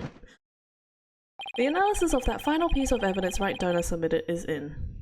The composition of Miss Sykes' earring and the fragment with the blood on it match. We can now be certain that it is a fragment of the moon rock in question. The murders and bombings at the Space Center, both past and present. The bombing of courtroom number 4 and all of his other crimes, as numerous as the stars. Under suspicion of all these things, the spy known as the Phantom has been incarcerated. The prosecutor's office is now responsible for his well-being. There are still a myriad, potato, of things we wish him to tell us about after all. Thank you, Prosecutor Blackwell. Well, it's time to finally bring this trial to an end. Thank goodness. But before I do, will the defendant please return to a proper place? Ah, yes, Your Honor.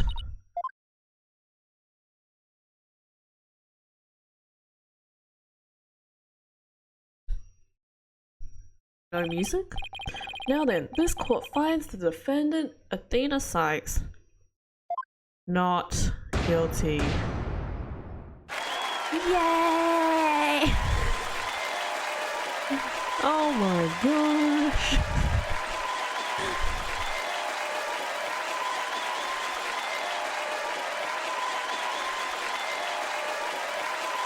Court is adjourned. Finally!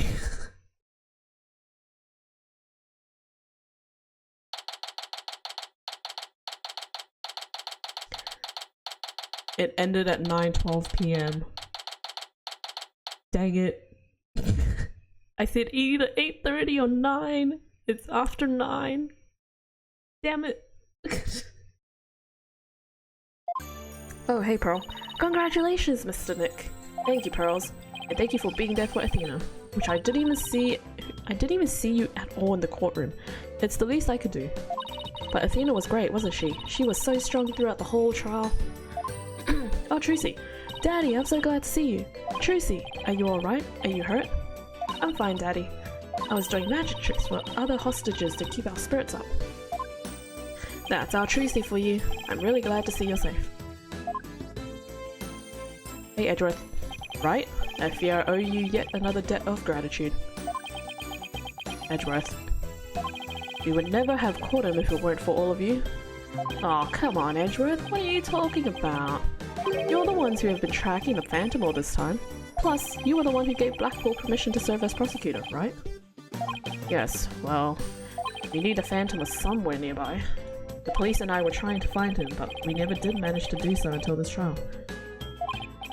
Well, we never would have won this trial without you. It was your help as chief prosecutor that was the key to its successful conclusion. Besides, it was you that saw to it I got my attorney's badge back, wasn't it? So you figured it out, did you? Yeah, getting my license back went just a little too smoothly, you know? Should have been much harder after that evidence forging scandal. Well, I owed you a few favors. Aw. Bromance. Hey Edgeworth, think we can finally bring the dark age of the law to an end? Even the darkest nights turn to dawn eventually. Our sun will rise again. That was poetry. Besides, now that Prosecutor Blackwell has been cleared of all charges, a great deal of the mistrust towards the court system should have been swept away. You know, you could have just said that with a bigger smile, Edgeworth. It won't kill you. Instead, the furrows in that brow of yours just keeps getting deeper and deeper. So I should smile more, huh? Please don't. I'll think about it. Ah, the complicated love-hate relationship between lifelong rivals. Athena. This is Simon. Simon! I'm forever in your debt. You went to all that trouble, even taking the bar exam while you were overseas. Well, I knew that if I didn't get your sentence overturned fast, you'd be executed. So I studied and studied. I was frantic.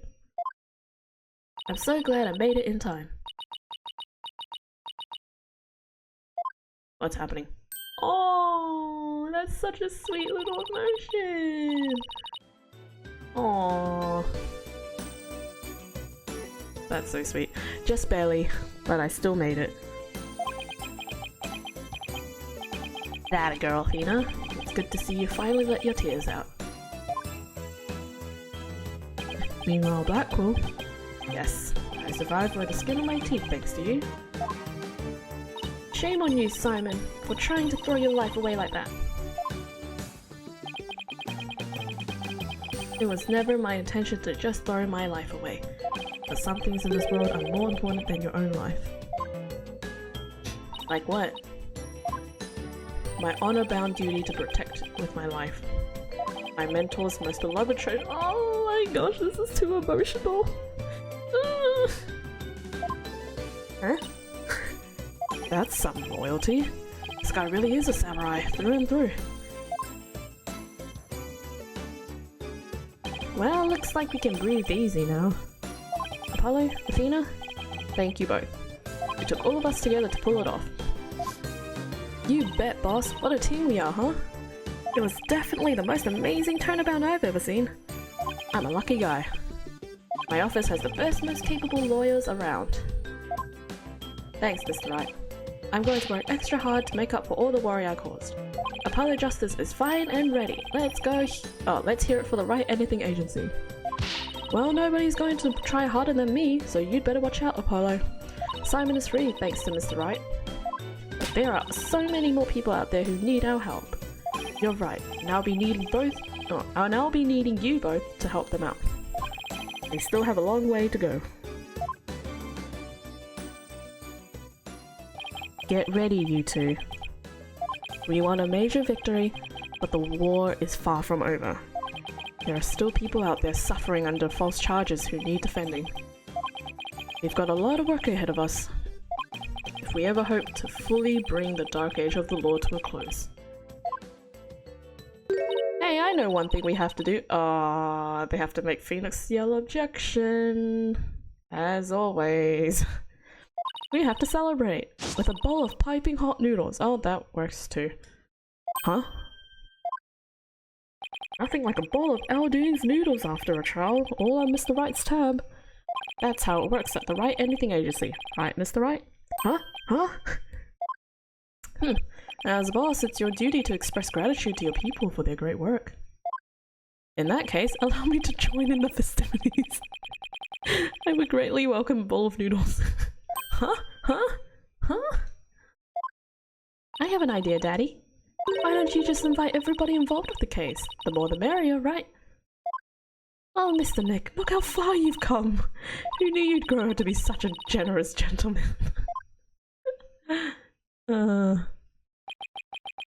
He's gonna yell it. Guys, under these circumstances, There's only one thing I can say. Only if I get to join in. Hey, no fair. I want to say it too. Oh my goodness, this is such... Okay. Here we go. Objection! And we're done.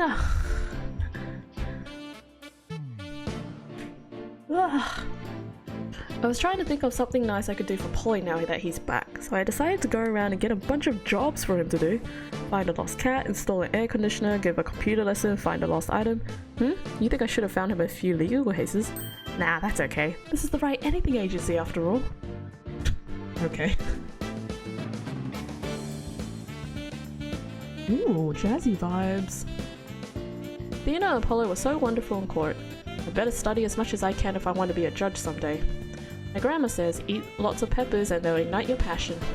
Oh, but I should figure out which to grow. Green peppers or yellow peppers?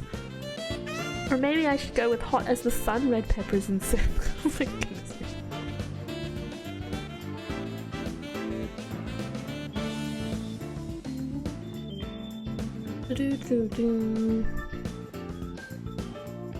Oh, hello.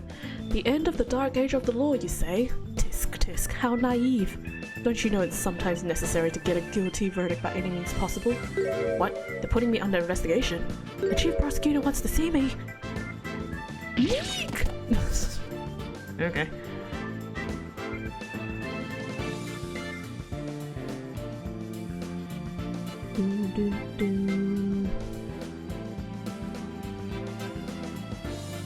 I've been asked to debut the great masked wrestler Tenmataro. He's scheduled to go up against the amazing Ninetales next though. Oh, what to do, what to do. Fight to the finish with myself? Why don't you ask Mr. Demon Lawyer to be the amazing Ninetales too? That's not a bad idea. I bet he'd be all for it. So we have to meet the first... I could not read that in time.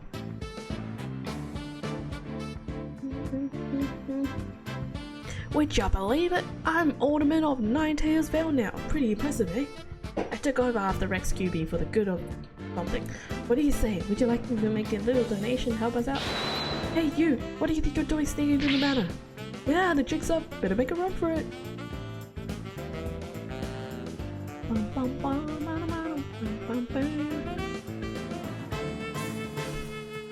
I'm getting sick and tired of reading all of this, I'll be honest.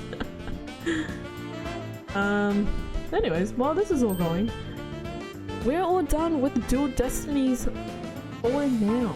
And I say for now because we still have the DLC episode to play through, which I will be playing through next week. And hopefully I finish it before I go back to work, because once I do, that particular week is my birthday week, and I'm not planning Echoes of Wisdom next week when it comes out. So I'm planning to play Echoes of Wisdom on my birthday week.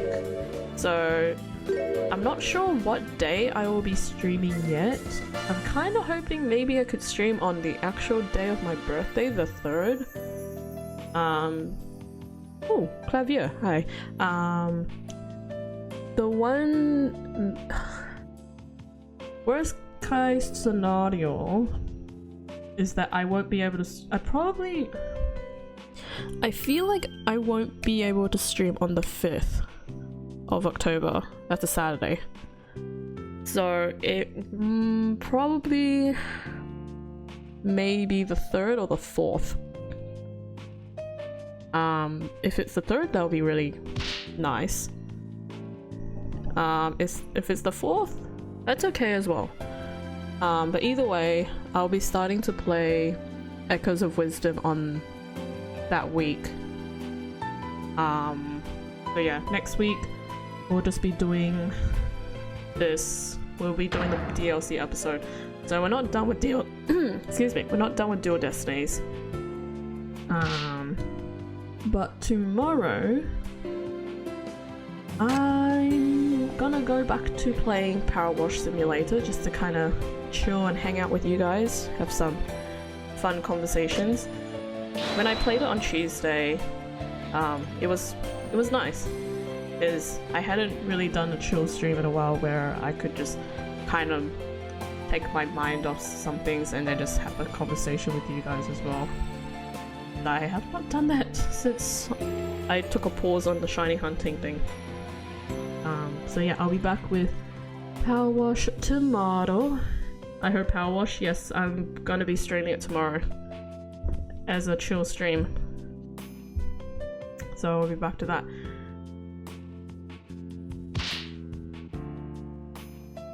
But yeah. This game, Dual Destinies overall, it's well, I haven't really played the third one, the Spirit of Justice. Well, okay, I'm not sure. I have played it when it was on the 3DS, and that was it. Since then, I don't really have much memory of what happens in the game. So, but if I were to probably rank this particular game,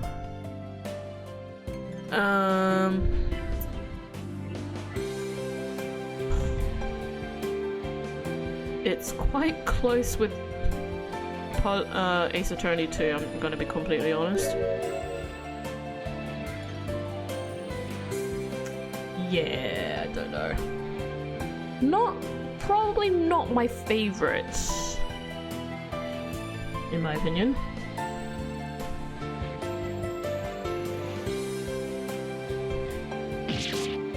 He's talking to Pain. That's funny. But yeah, for tomorrow's Power Wash Simulator, I'll just be continuing on with the SpongeBob DLC.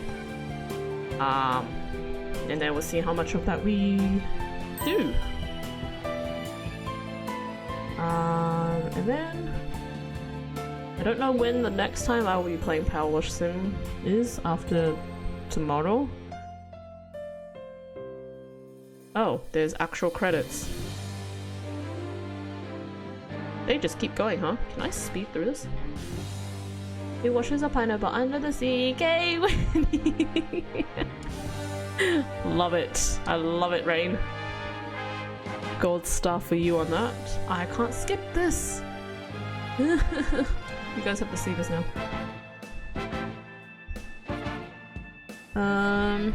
Yeah. Because, in case you guys missed it earlier, and I mentioned it like in the beginning of the stream, I saw this game called Lordonauts come out onto the Switch today, and I saw someone play it like a month ago or two, and I was like, oh my gosh, it looks so cute, I want to play it. But that time it was only on Steam, I want to say, something like that. And then yeah, I saw it today announced that it was available on the eShop, and I was like, no! So now I want to play that. And you just bought it. Yeah, I know. I'm like, oh, I'm so annoyed. So now I'm like, I just bought Power Wash Sim, and I could have waited for Lordonauts had I known it was coming out onto the Switch, but I didn't. Unless it was announced and I totally did not see it or forgot. But yeah.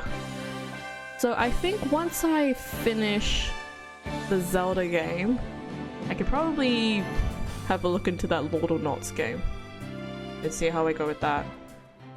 Because I don't want to go back to back Zelda. Because I have hit the Cadence of Hyrule follower goal, my 250 follower goal. So I have to squeeze in a time to play Cadence of Hyrule. So October, November's gonna be pretty busy, if anything. But it's gonna be good time. And I also don't want to jump straight into the next Phoenix Wright game.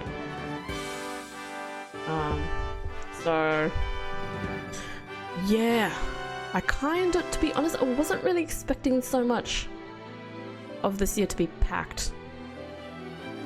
But then again, it's kind of nice from the change of doing Pokemon all year. I'm keen for that too. It's all happening. It's all happening. 2024 from me this year for streaming. It's all happening. It's all happening. Alright, what's happened? Oh, cutscene.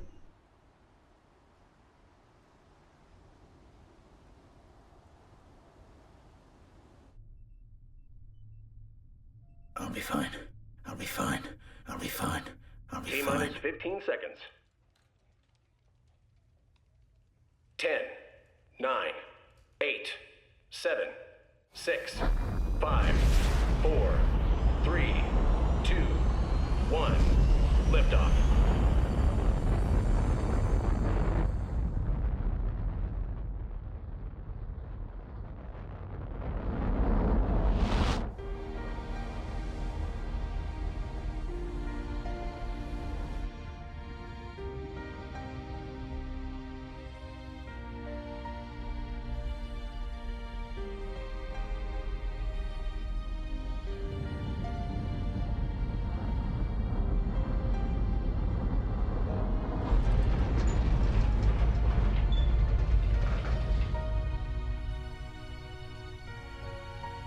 Mr. Starbuck! You'll be fine! Just believe in yourself! The moon's closer than you think!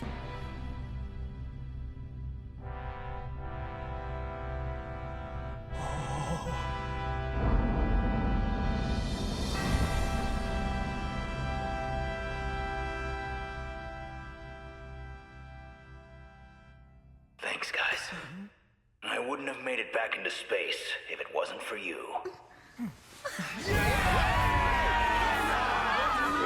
Ah, yeah! All right!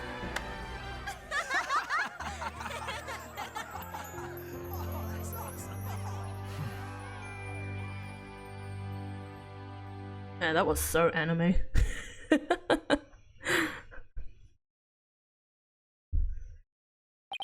Through the years, I've seen as much joy as heartache, honesty as deceit. But just as Mr. Starbuck was able to escape the harsh pull of his fears and despair, that dap! I believe that hope and friendship can lift us all up towards a brighter tomorrow.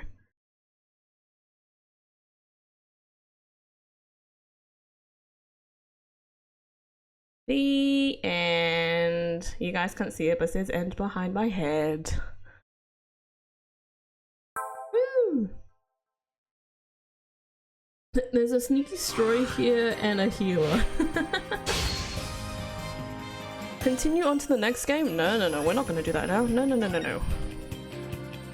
Okay. Another episode down. Yay! Sneak peeks.